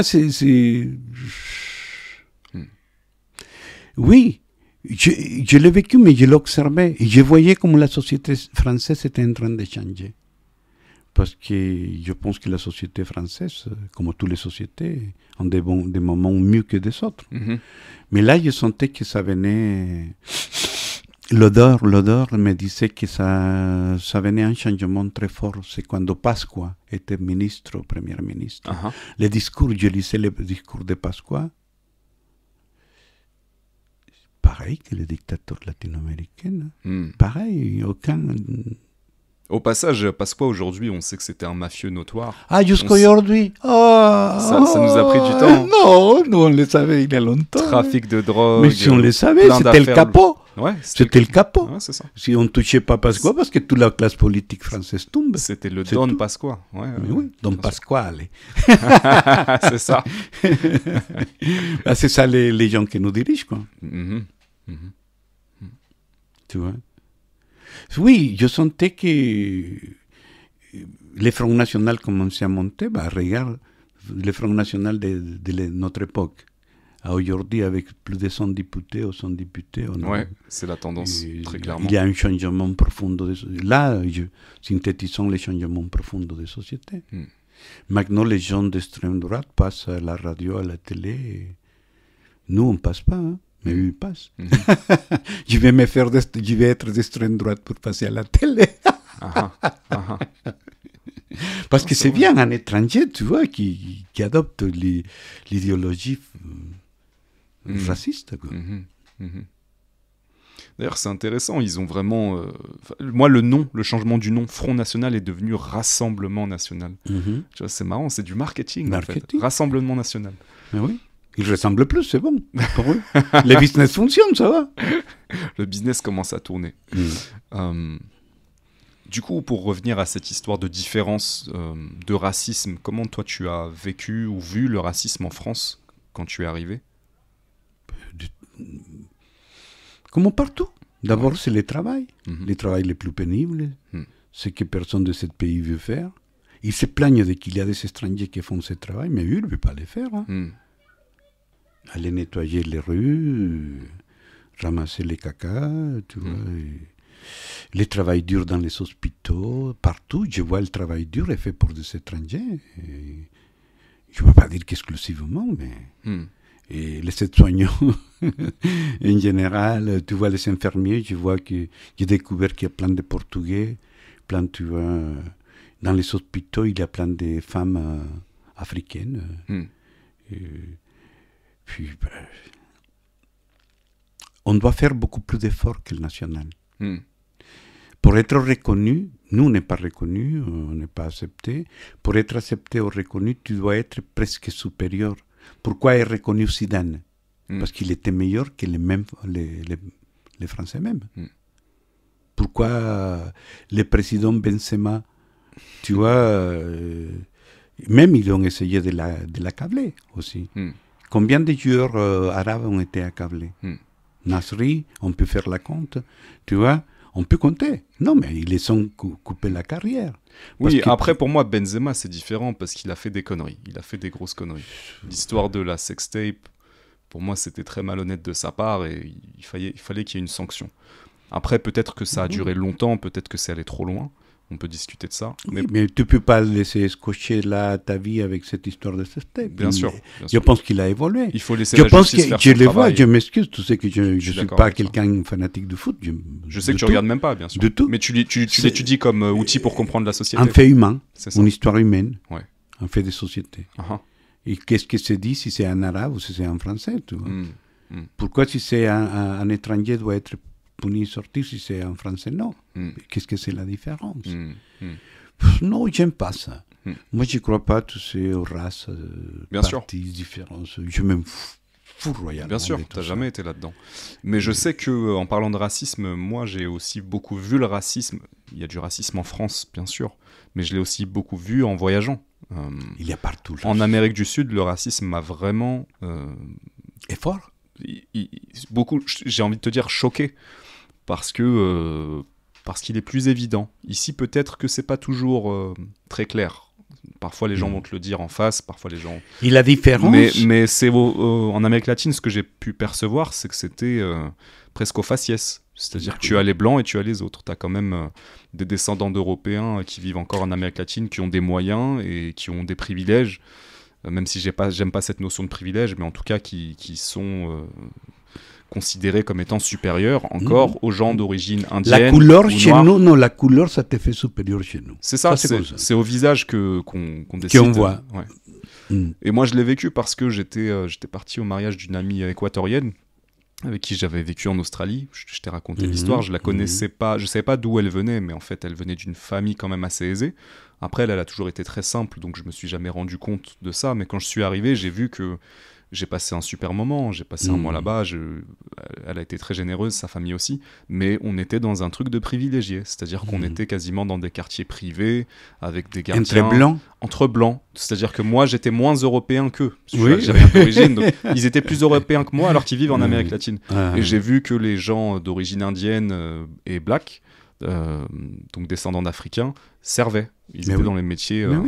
Donc, et même ces gens-là, justement, qui font partie qui sont privilégiés dans leur pays, envoyaient leurs enfants dans des écoles privées.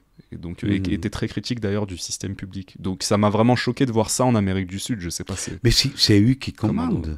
Ouais. Oui, bah ça c'est le drame de l'Amérique latine. Hein. Pas que l'Amérique latine d'ailleurs, il y a d'autres pays. Si, mais parlons de l'Amérique latine. Ouais. Et on est originaire, il est originaire de sa terre, c'est les dernières services, tu le sais, hein, c'est la ça s'appelle colonisation. Ça. Qui continue d'une manière ça continue. Économique. Ça continue. Ouais, c'est ça qui est terrible. Nous, on a l'air d'être bêtes, nous on est nés pour travailler, pour aller planter, pour aller aux usines et à l'armée, à défendre la nation quand il faut. Ouais. Et toi, tu as fait quelque chose de complètement différent. Tu t'es battu, mais à travers l'art. Oui. Ouais. Je ne peux pas assumer rien de ce système. Il est indéfendable pour moi. Ouais, tu dis de temps en temps, pourquoi est-ce qu'on doit payer pour vivre? Je t'ai déjà entendu dire ça plusieurs fois. Même pour mourir, même pour partir, ils nous font payer. Le cercueil, l'enterrement. Mais oui, c'est le business, il est beau. Hein. Ouais, c'est vrai, quand tu y penses, du début jusqu'à la fin. Revenons aux marionnettes. Du coup, où est-ce que ça t'a amené, ce travail avec les marionnettes? Parce que je sais que encore très récemment, il y a peut-être 2 ans, tu faisais encore un spectacle de marionnettes, donc ça a duré quand même longtemps. Oui. Bah, j'ai travaillé. Beaucoup de gens en France me disent que je suis marionnettiste, on me connaît comme marionnettiste. Mais je pense que j'ai fait un petit chemin dans la marionnette. J'ai arrivé à faire un petit chemin, à ouvrir un petit espace. Je pense que le travail était accepté, un peu reconnu. Ça va. Il y a 2 ans, c'était avant la pandémie, le coronavirus. C'est ça qui m'a fait arrêter. Les projets sont tombés, je devais aller en Colombie, je devais faire là. Exact. L'année d'avant, c'était un autre projet qui est tombé en Espagne pour manque pour budget. Question économique. 12 années suivantes que les projets tombaient. Ouais. Tu vois, je ne me voyais pas continuer à répéter pour maintenir le travail. Je comprends. Je me disais peut-être la vie te donne des signes. J'ai perdu ma salle de répète aussi. J'avais plus répété. Même c'était interdit pendant la pandémie. Tu vois, et là, je pensais plutôt à ma retraite, mais je ne pense pas m'arrêter. Je ne sais pas qu'est-ce que je vais faire. On a, avec des amis au pays, on discute de faire des choses. Peut-être ouvrir un espace culturel pour former des enfants. Des enfants, mais pas comme business. Je n'ai pas d'argent, mais le business ne m'intéresse pas. Je connais des gens qui n'ont pas d'argent et qui donnent beaucoup plus de ce qu'ils ont. Beaucoup, des fois, parfois. Moi, je viens de familles pauvres, quartiers populaires. Je m'ai sorti grâce à l'art. Je crois que le théâtre, je le dis, le théâtre m'a sauvé ma vie. Moi, je voudrais voir si on peut apporter quelque chose à certains enfants. Ouvrir un petit espace, tu vois, de formation pour enfants et jeunes. Et je pense les classiques, quoi. Musique, théâtre, peinture, poésie, écriture. Après, on verra.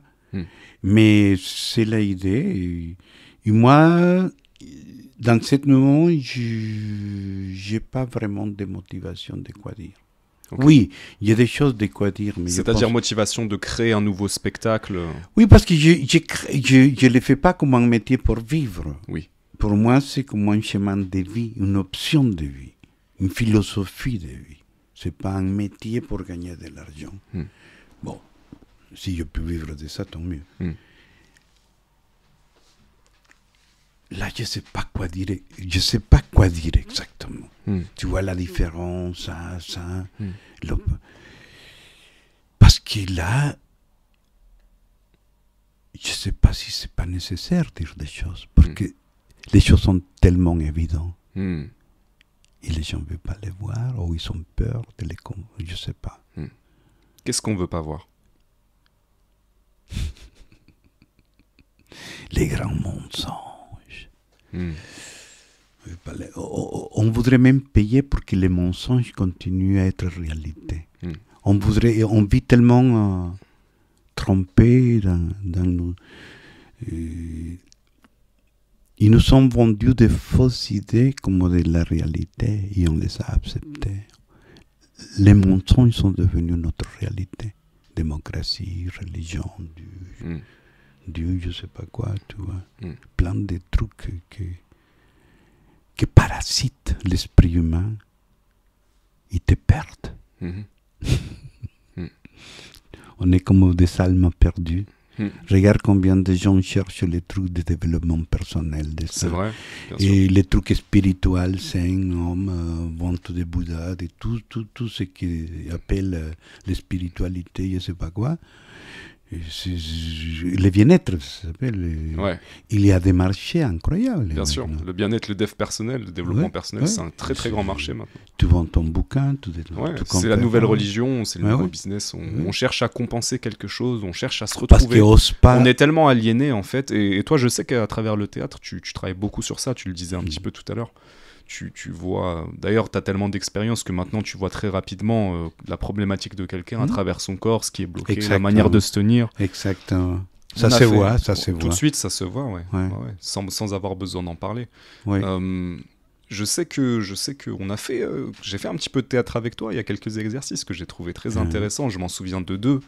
Il y en a un où tu nous faisais nous asseoir sur une chaise et donc il y avait une personne qui était au centre de l'attention, tous les autres en face de lui sur une chaise, et l'exercice c'était de poser des questions à la personne qui était assise seule en face de tout le monde. Et l'objectif de cet exercice, si je me souviens bien, c'était justement de trouver des tics verbales, d'identifier des tics verbales, corporels, et l'exercice c'était qu'on tapait des mains, c'est ça? L'objectif de l'exercice c'est que le comédien soit centré. C'est qu'on parle dans beaucoup de choses, l'alignement mental, émotionnel. Oui. Tu vois. Donc il y avait cette idée déjà. Que tu sois présent là. Tu t'assois sur la chaise, tu es centré. Ni trop à droite, ni trop à gauche, ni genre centré. Centré. Ni en arrière, ni en avant, centré. Ça commence comme ça. Ensuite, on pose des questions à celui qui est assis. Les questions, c'est pour voir tous les... Viens, je viens de faire ça. Là, je m'ai rendu compte. Voilà, donc là tu as fait un tic. Mais beaucoup de fois, on fait ça sans être conscient, sans se rendre compte. Il y a plein de tics qu'on ne se rend pas compte. Donc là, l'idée dans l'exercice, c'est que les autres... Tu les répètes 3 fois. Alors les autres tapent des mains pour te faire remarquer ton tic. Oui, et tu les refais 3 fois. Tu le refais 3 fois. Pour prendre conscience de ton erreur. D'accord. Pour le faire conscient. Mais cette erreur, tu ne l'ignores pas. Tu peux même l'utiliser. Jouer avec. Dire, pas dire, non, pas moi. Ah non. Oui. Sinon que dire, je le fais encore. Allez, et je vais le faire une autre fois. J'exagère.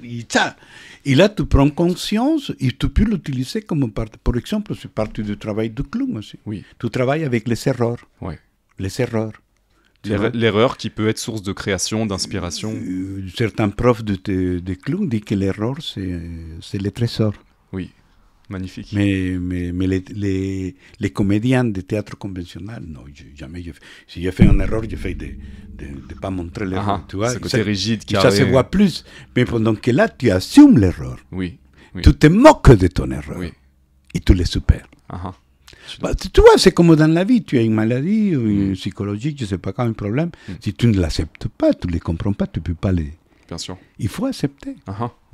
Il faut accepter. Et ce qui était marrant dans cet exercice, c'est que parfois, il y a des gens qui le prenaient mal, qui disaient non, j'ai pas fait cette erreur, ou non, arrêtez, ou il y a des gens qui s'agacent, parce qu'on leur fait remarquer. On voit tout. Et en général, le groupe, on voit tout. On voit l'ego. Moi, pas moi, non. Arrêtez. Non, le théâtre, c'est une école pour moi. Là, des fois, plutôt que de faire un spectacle, des fois, je rêve comme peut-être me trouver, mais ça, c'était trouver avec les personnes qu'il faut. 3-4 personnes, tu vois, pour faire un travail vraiment que d'exploration corporelle. De réflexion sur le travail corporel. Créer, sentir, découvrir les liens qui allaient haut vers le bas. Si je bouge ici, qu'est-ce qui passe là?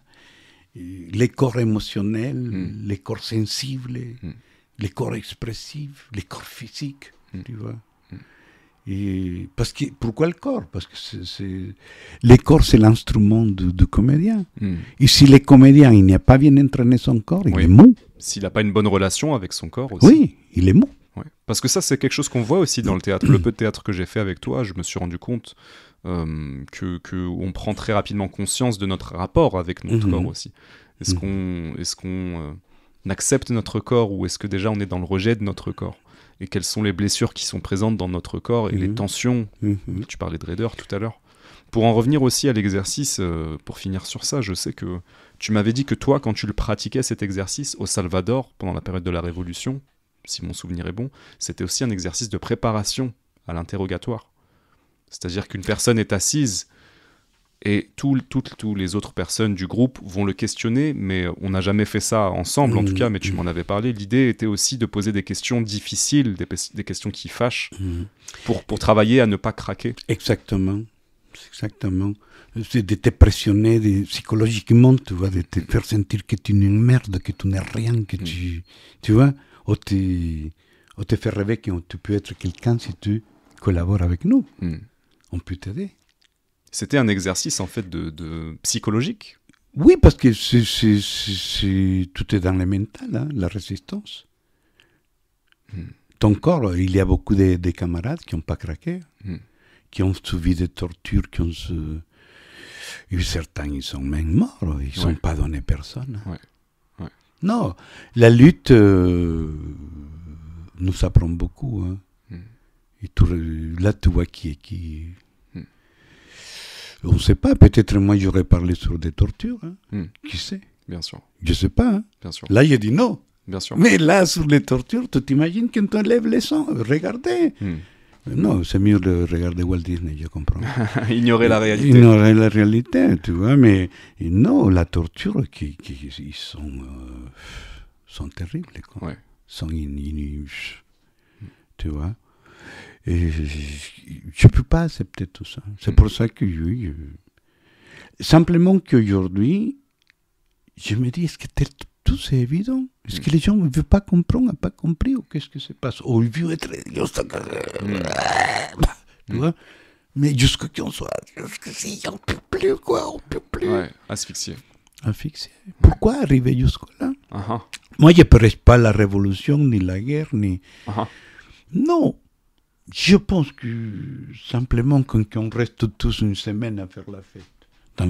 Une semaine à faire la fête dans les quartiers, tu vois. Même pas besoin d'aller aux manifs, aux Champs-Élysées, tu vois. On s'en fout. Que les flics... non, on fait la fête, allez.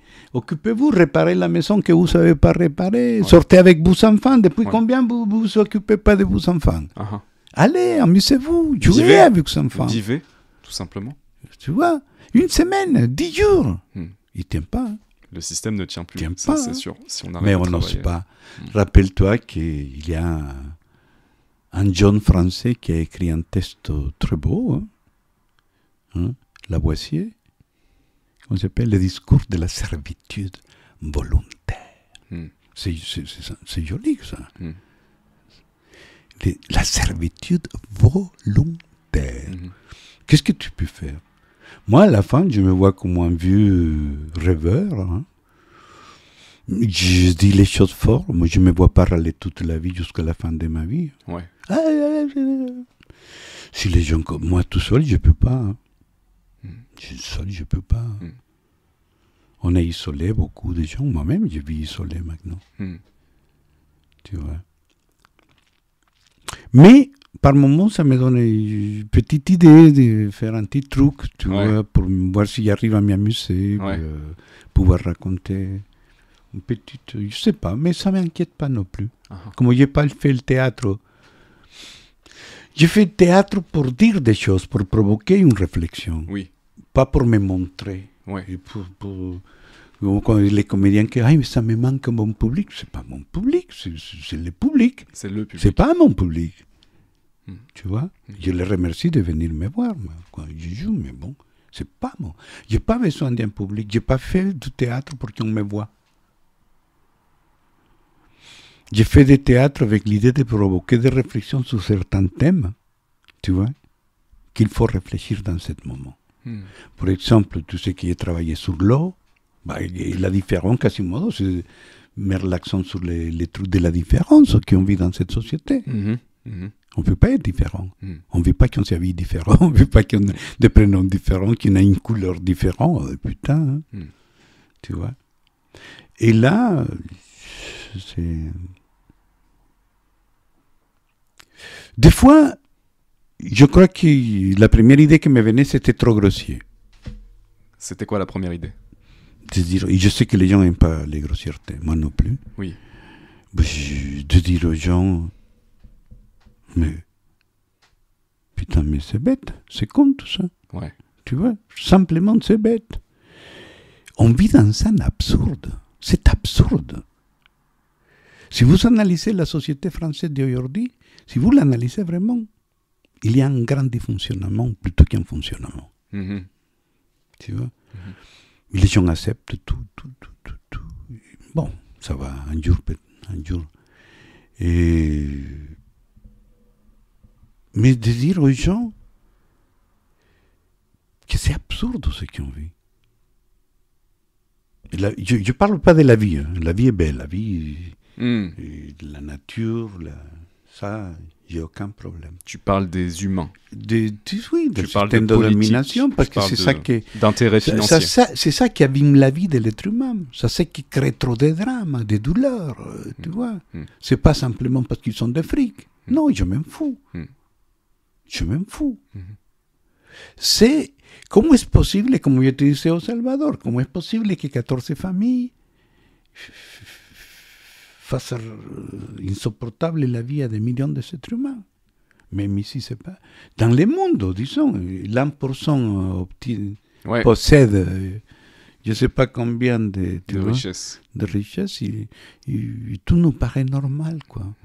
Je pense, je suis en train de réfléchir dernièrement que je viens de découvrir que je suis un extraterrestre.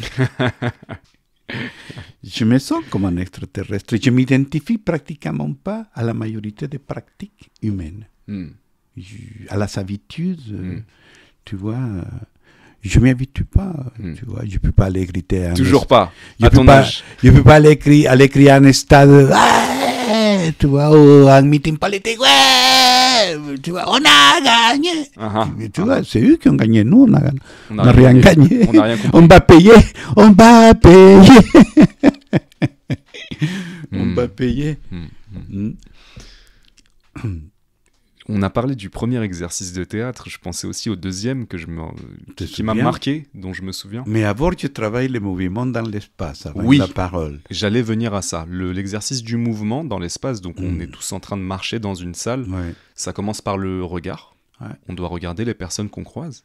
Alors c'est un exercice qui a l'air simple. Sentir l'autre. Travailler avec les autres. Mais comme tu le disais tout à l'heure, peut-être que pour nous c'est difficile, en tout cas pour moi ça a été difficile au début, simplement le fait de réapprendre à se regarder, à regarder la personne que tu croises. Et est-ce que tu peux nous décrire du coup la suite de l'exercice? C'est un exercice je pense que très développé. Parle bien dans le micro. Et c'est un exercice qui c'est s'approprier de l'espace. Oui. On travaille dans l'espace avec notre corps. Une, c'est prendre conscience de ton corps dans l'espace, mais prendre conscience de ton corps avec les autres. Et comment tu vas utiliser et partager cet espace. C'est ça. Comme tu le disais tout à l'heure, et je me suis beaucoup reconnu là-dedans, l'autre existe. On n'est pas tout seul. On est dans le théâtre, justement, donc on est dans un groupe. Donc il y a aussi cette conscience de l'autre. Une des règles, je me souviens que tu avais donné, c'est attention, on n'a pas le droit de se pousser. On ne doit pas se toucher. De créer un accident. Éviter les accidents. Éviter. Être vivant, éveillé. Oui. Les yeux ouverts, regarder. Et bien ouverts d'ailleurs. Observer. Ouais. La première base de l'art, je crois, c'est l'observation. Observer l'autre. Tu vois. Et si tu observes, si tu n'observes pas, il va y avoir un accident. Si tu observes, et si l'accident va se produire, on peut l'éviter. Et ça te donne des expressions physiques naturelles, pas fabriquées. Oui. Ce que j'ai cherché dans le théâtre, c'est une expression propre, naturelle, pas fabriquée. Pas conditionnée. Pas conditionnée. Parce qu'il y a. Hein. Oui. Il y a aussi. Oui. Et il y a un moment dans cet exercice où quelqu'un s'arrêtait. Une personne s'arrêtait. Alors attends, il faut que je ça, c'est une autre étape. Oui, c'est l'étape d'après. C'est cette étape d'autre exercice. Oui. C'est quand on travaillait le cœur. C'est de donner l'attention à une personne. Il s'arrête, il voulait dire, je veux jouer, je suis là. Ouais. Tout le reste s'arrête, ouais. Il se tourne vers toi, il te donne l'attention. À ce moment, tu deviens le protagoniste. Oui, c'est à travers les jeux on va au théâtre. Tout à fait. Parce que le théâtre, c'est un jeu. Ouais. Le théâtre, c'est un jeu. Ouais. C'est une réalité scénique. Parce que pour nous, c'est réel dans ce moment. Mais c'est un jeu. Comme l'enfant. Il est en train de jouer. Quand tu vois les maintenant avec ça, mais c'est un jeu. C'est difficile de réapprendre à des adultes à jouer. Parfois, c'est difficile. On n'a pas plus forcément l'habitude de jouer, justement. Et ça fait beaucoup de bien. On le perd. Mais moi, je me rends compte, hier, j'ai parlé... je ne me souviens pas avec qui j'ai parlé hier là-dedans. Que je disais que avec une amie par téléphone, que je commence à refaire des exercices. Et c'est vrai que tu te sens comme un fou, parce que toute cette période, j'étais comme normal. Oui. J'ai fait mes actions. Dans ta boîte. Oui, tu fais ce qu'il faut. Les trucs habituels. L'habituel. Mais quand tu fais du théâtre, tu es comme... Tu vois, à bouger, à sortir les tensions. Je crois que c'est une magnifique thérapie, le théâtre. Je ne le voyais pas comme ça. Hein. Oui. Je l'ai vu toujours comme un instrument de création, mais à partir des années, oui, il peut être utile dans la... Il est libérateur, c'est ça que je te dis. Bien sûr. Libère des tensions, libère des douleurs, les émotions, des choses que les gens n'osent pas faire. Là, tu peux le faire. C'est quoi les plus beaux moments que tu as vécus au théâtre? C'est dur, parce qu'il y a eu beaucoup. Il y en a eu beaucoup, c'est super. Ouais. Non. Mais quelque chose que je me souviens beaucoup... Rapproche-toi du micro, Donald. Quelque chose que je me souviens beaucoup, ouais. C'est on était en Suède. Ouais. On avait déjà fait 3 mois de tournée Canada. Et tout on voyage, on joue. Et on était jeunes. C'était la fête tous les soirs. À l'époque. Hein. Et après une représentation réussie, j'imagine encore plus. Mais toujours. Malgré tout, non, nous, on assurait le spectacle. Ça, on n'avait pas... Même des fois, on jouait. Je me souviens, un mec, je crois qu'en Dinamarque, on l'a fait souffrir, le propriétaire d'un théâtre. C'est vrai. Parce qu'il nous voit arriver les 4 petits latinos, tu vois, avec un sac chacun. Il dit, ça va, oui. Bon, bon matériel. Il attendait les camions avec les décors et tout. Non. Très simple.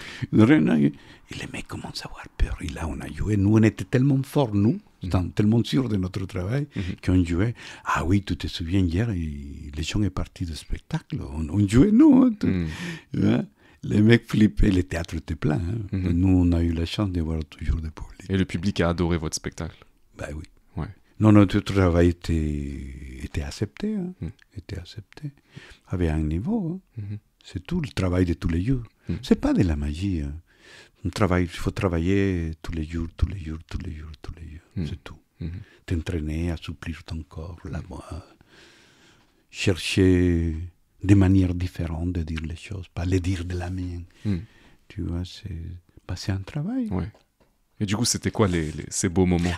Ces multiples beaux moments? On était fatigués, on avait travaillé en Suède.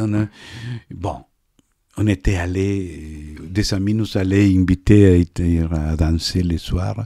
Je pense qu'on n'a pas dormi, je ne me souviens pas. On arrive avec mon pote, on était 4, mais c'était avec l'autre était une couple.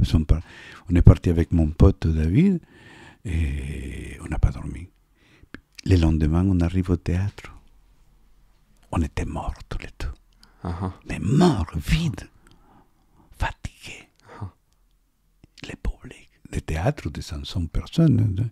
Plein. Tu vois, plein. Et il y a un souvenir que c'était une des représentations de la plus belle de la vie.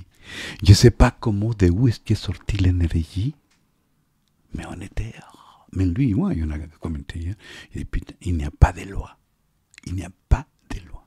Des fois, tu te prépares bien, tu te concentres, tu ne vois pas alcool, rien, tu vois. Tu te concentres.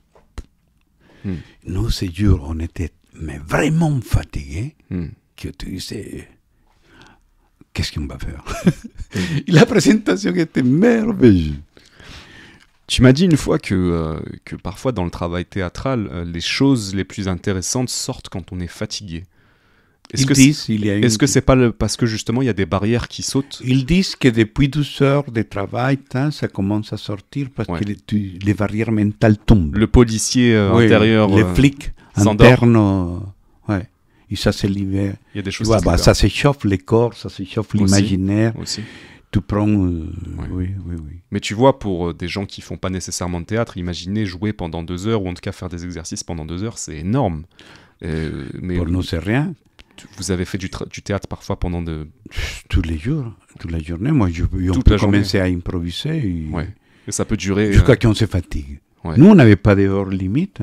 Nous, on s'y arrêtait quand on sentait que c'est bon, c'est bon.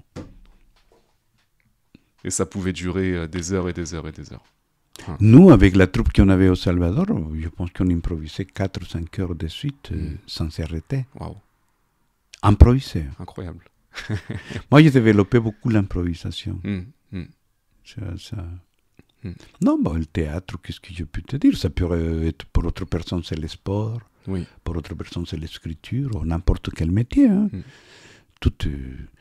Moi, c'est là que j'ai trouvé un petit espace. Et le théâtre a été généreux avec moi. Merci au théâtre. Et merci à toi de partager ta vision du théâtre aussi. Et de vouloir continuer à la rendre aussi à ton peuple. Et à des gens qui n'ont pas forcément les moyens aussi. Je trouve que c'est... Moi, l'argent, je m'en fous. Tu sais, j'ai pu avoir qu'à manger. Tu sais quoi, je trouve... Une toit. Attends, si j'ai qu'à manger un toit, et j'ai un projet à développer, je m'en fous. Si le projet est intéressant, fort. Bien sûr. Je ne fonctionne pas pour l'argent. Ça, je sais. C'est pas mon moteur et n'est pas là. J'allais te dire, et je te le dis souvent, que tu t'en fous un peu trop. Oui, je sais. Et après, j'embête mes amis. Et je voulais en revenir à cet exercice du protagoniste. J'ai retrouvé le nom quand on a commencé à en parler. Il y a quelque chose de fascinant dans cet exercice. Alors, il faut que je me souvienne, parce que je ne me rappelle plus exactement ce qu'on faisait. Mais on s'était arrêté à l'endroit où quelqu'un décide de s'arrêter. Cette personne veut jouer. Disons, on bouge tout, il dit « pap ». Une personne s'arrête, donc tout le monde s'arrête. Les autres s'arrêtent. Parle bien au micro, Donald. Les autres, je vais continuer de te le dire. Les autres s'arrêtent, je n'ai pas l'habitude. Les autres s'arrêtent, ils te donnent l'attention. À partir de ce moment, c'est tu qui mènes le jeu.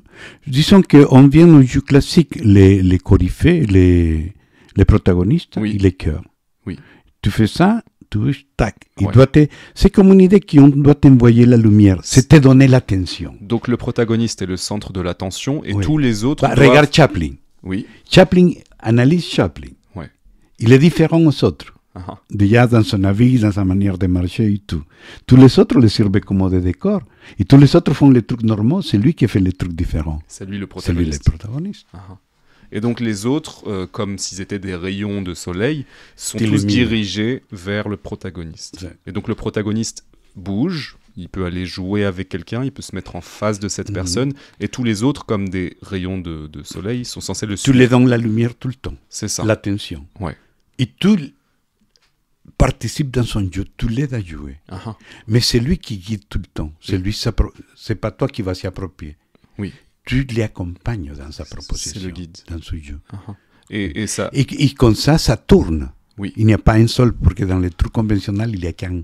Oui, le chef, oui, tout le monde. Tu vois, ouais. Là, à chaque tour, on devient protagoniste. Mais justement, avant d'arriver à la fin du tour, qu'est-ce qui se passait? Il y a un moment, je crois, où on s'endormait. Non. Ah, ça c'est le départ. Ouais. Non, le départ, on ferme les yeux. Oui. On descend la tête, on respire, on s'y abandonne. On t'entend plus là, Donald. On s'y abandonne, on se relaxe. Ouais. Et là, doucement, on développe, on déroule les coups. Et quand ta tête est face au public, paf, tu te réveilles. Tu l'ouvres, les yeux grands ouverts. Et tu observes. Tac, tac, tac. Ah, les premiers, tu vois, tu découvres. Les autres en train de se réveiller. Chacun a son tour, chacun a son rythme. Exactement. Il n'y a pas à 3, 1, 2, 3, bon. Ouais. Non, chacun son rythme. La conscience du groupe. Oui. Et tu vois, et on attend les dernières. Ça, philosophiquement, idéologiquement aussi. Oui. Les dernières, on ne l'abandonne pas. Bien sûr. On l'attend. On t'attend et on va aller avec toi. Et même, on les donne la force aux dernières. Les dernières, parce qu'on nous attend ici, apprendre que les dernières, c'est les pires. Les premières décordées, comme on dit. Les premiers, c'est qui comptent, les autres, on s'en fout. Tu vois? Alors, les derniers, c'est lui qui devient le protagoniste. C'est les derniers, quand il ouvre les yeux, tous les autres l'ont ouvert déjà, et tous les autres en train de lui donner son attention. Il se trouve au centre. Et lui décide de marcher. Oui. C'est lui qui donne l'impulsion. Ouais. Il y a une idéologie. Pour moi, il y a une idéologie, même en la technique. Bien sûr. Dans la formation, dépend quel type de théâtre tu veux faire, vers quel public tu veux aller. Si tu veux faire un théâtre pour des bourgeoisie aristocratiques, tu vas te former, te préparer pour les divertir. Mon intérêt, ce n'est pas de divertir des bourgeois, il y a déjà assez de bons divertissements. Tu vois? Et mon intention, c'est de divertir le peuple et de les faire réfléchir aussi. Pas que divertir. Non, je suis pas... J'aime l'humour, mais pour moi, le théâtre, qu'est-ce qui a fait Molière, qu'est-ce qui a fait Shakespeare, qu'est-ce qui a fait Victor Hugo? Ils nous font bouger notre cerveau, notre tête. D'ailleurs, c'est pour ça qu'à leur époque, ils étaient persécutés. Et même encore, oui, ils ont été Cyrano de Bergerac, assassinés. Et Molière, la gloire nationale, fausse comment, quoi. Tu vois? Parce qu'il dérangeait. Il disait des choses. Dans cette époque. Imagine les artistes qui n'osent pas aujourd'hui. Il y a un proverbe perse qui est pas mal qui dit de donner un cheval à celui qui dit la vérité parce qu'il va en avoir besoin pour sauver sa vie. C'est bien ça. C'est ça. Il attend que quelqu'un me passe un cheval. Non, ça va. De toute façon, la vie est courte, tu vois, éphémère comme le théâtre. La vie est courte. Je pense que... C'est pour ça que quand on te dit ma position de révolte, les gens croient qu'on est malade. Que... Non. J'aime la vie, profondément. Je considère que la vie, c'est un grand cadeau. Pour moi, la vie de chaque être humain, est formidable et valiosa. Comment c'est a de la valeur. A de la valeur, oui. La vie de chaque être humain. Je dis qu'en faisant des films, chaque être humain, sa vie, c'est un film. C'est vrai. On fait des films seulement de gens... Non, la vie de chaque personne, c'est un film. Et cette personne, c'est le personnage principal de son film. C'est tout. Tu vois, moi, c'est ça que je vois le théâtre. De toute façon, je te dis, on est dans une époque que je pense que pendant certaines années va être un peu conflictive. Agitée. Il faut se préparer, époque de transition, de changement. On espère que les changements sont pour le bien, mais pas toujours. Mais C'est pas, bon, c'est ça que je peux te dire. Hein. À part le théâtre, il y a la vie, que j'aime beaucoup. J'aime la mer. Si je fais pas de théâtre, c'est pas un drame. Hein. J'aime bien découvrir des gens, des nouveaux villages. Il y a tellement de paysages beaux, des lieux fantastiques dans la terre. Ouais. Et on reste, tu vois, au même endroit. Si on peut les connaître, si on peut, ouais. Pourquoi pas? Bien sûr. Pourquoi pas? Bien sûr. Il n'y a pas que l'art, il n'y a pas que le théâtre, tu vois. J'aime l'art, j'aime le théâtre, mais il y a la vie aussi. Il y a la vie. L'important, c'est pouvoir disfruter la vie. Profiter de la vie. Comprendre, la disfruter, malgré tout ce bémol. Hein. Bien sûr. Bien sûr. Mais je pense que l'objectif qui nous reste, c'est pas nous rendre malades, nous casser.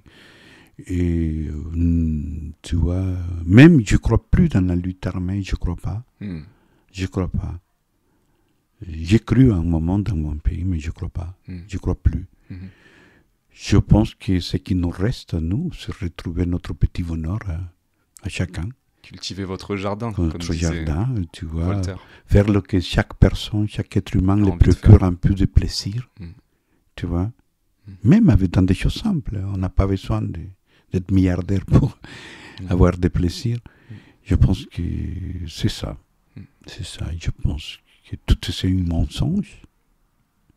Et que le seul qui nous reste quand on a compris ça, c'est d'être heureux et pas tomber dans son piège. C'est tout. Si tu rentres pour moi dans la guerre, dans les combats, tu es tombé dans les pièges. Ils ont besoin de gens qui s'entretuent, des gens qui se donnent des coups pour faire des... Tu vois, ils ont besoin de que ça entretienne, hein. Ça les conflit, ça les serve. Je pense qu'on tombe dans les pièges, aller donner ta vie pour un mec qui va t'arnaquer plus tard, va arnaquer le peuple plus tard. C'est comme ici, tu vois, ils ont élu le monsieur président, 2 mois après ils disent qu'il est seul, que personne l'aime. Tu vois, je sais pas, mais tout ce qu'il disait qu'il était super, merveilleux, maintenant même les journaux disent. Le vent tourne. Tu vois, je pense qu'on s'en fout de tout ça à la fin. Il y a trop de baratins, je pense. Bien sûr. Et on perd notre temps, tu vois. Qui disait, il y a un proverbe, là, enfin non, une citation que j'ai entendue qui m'a fait rire, c'est pas moi qui change, c'est la direction du vent. Qui avait dit ça? Il faudrait que je retrouve. C'est ça la politique. C'est intéressant. Bah oui. Donald, j'ai vraiment apprécié cette conversation. Est-ce qu'il y a une dernière chose que tu voudrais dire avant qu'on termine? Paraître bête. Ouais. Mais soyons heureux, c'est tout. Soyons heureux. Soyons capables d'enlever toutes les choses parasites qui nous mangent notre joie de vivre. C'est tout. Eh ben, merci beaucoup, Donald, pour ce beau message. Merci pour ton honnêteté. J'ai apprécié de parler du théâtre, de la vie, de tout ça. C'est des choses qui nous font mal, des choses qui sont nous font bien aussi. Des choses qui nous font du bien. Voilà, avec honnêteté, avec vulnérabilité, c'était une belle conversation. Une dernière question, Donald, pour les gens qui ont apprécié cette conversation et qui peut-être voudraient te contacter, soit pour discuter, soit pour d'autres choses. Comment est-ce qu'on peut te contacter? Aucun problème, tu as le site? Oui, le site internet. Si quelqu'un veut me contacter, je suis une personne ouverte ça marche. Aux rencontres. Hein? Et ça va. Hein? Ben, on va mettre le site sur l'image, il va apparaître, si je me souviens bien, c'est donaldpass.com. Ouais. Donc passe PAZ, et je vais mettre le lien, et via le site on peut te contacter facilement par email et tout. Les gens peuvent te demander amitié pour maintenant avec les... J'étais pas avant. Et merci à toi, Mourad, hein. Merci à toi de tout ce que tu... Dans ces relations de ces années aussi, je pense qu'on s'est aidé mutuellement, on a évolué mutuellement chacun de son côté, et c'est beau que notre amitié continue. Bien sûr. Je suis content de tout. Et je suis content aussi de ton action créative. Merci Donald. Oui, je pense que tu as réveillé un petit peu, en tout cas tu as contribué à réveiller mon côté artistique, mon côté créatif, en m'initiant un petit peu au théâtre, mais aussi en me parlant de culture. Là, les gens vont voir un petit peu ton chez-toi. Vous voyez pas tout, mais il y a beaucoup de livres, il y a beaucoup de références, il y a beaucoup Donc ça, ce sont des choses qui m'ont inspiré. Je pense que tu m'as ouvert l'esprit aussi tu m'as ouvert à la poésie. Aujourd'hui, je partage de la poésie. Maintenant, tu écris. J'écris. Je pense que ça a un petit peu... sympa. Ça a un petit peu commencé avec toi. Tu en as fait partie. Sympa. T'en as fait partie. Même de me faire découvrir la culture latino, des grands artistes latinos. Calle 13, par exemple, que j'aime beaucoup. Aujourd'hui, je sais que c'est toi qui me l'as fait découvrir. Même des artistes de la génération d'avant. Mais Mercedes Sosa, Rubén Blades. Quand je parle avec des latinos aujourd'hui, ils me disent mais comment tu connais tout ça, toi? C'est des artistes de vieux en plus, c'est pas. Je connais un vieux. Je connais un vieux. Et je pense aussi, comme je le disais au début, tu as l'âge de mon père et aussi tu m'as tes perspectives d'un homme qui est dans la même situation que mon père, c'est-à-dire qui vient de l'étranger, d'une autre culture, qui a le même âge, m'ont aussi beaucoup aidé. Tu m'as souvent dit, tu sais Mourad, c'est à toi de comprendre les anciens, c'est pas eux de te comprendre, parce que toi tu as l'ouverture culturelle et les expériences qu'eux n'ont pas pu avoir, parce qu'ils viennent Ils ont sacrifié sa vie pour que tu puisses aller plus loin. Plus de liberté, de possibilités. Et ça, c'est un message que je partage souvent aussi maintenant, et que je me remémore quand c'est conflictuel avec les anciens, par exemple. Je me souviens de ça. Donc merci encore, Donald. Et à très bientôt alors. Merci à toi. À bientôt, Mourad.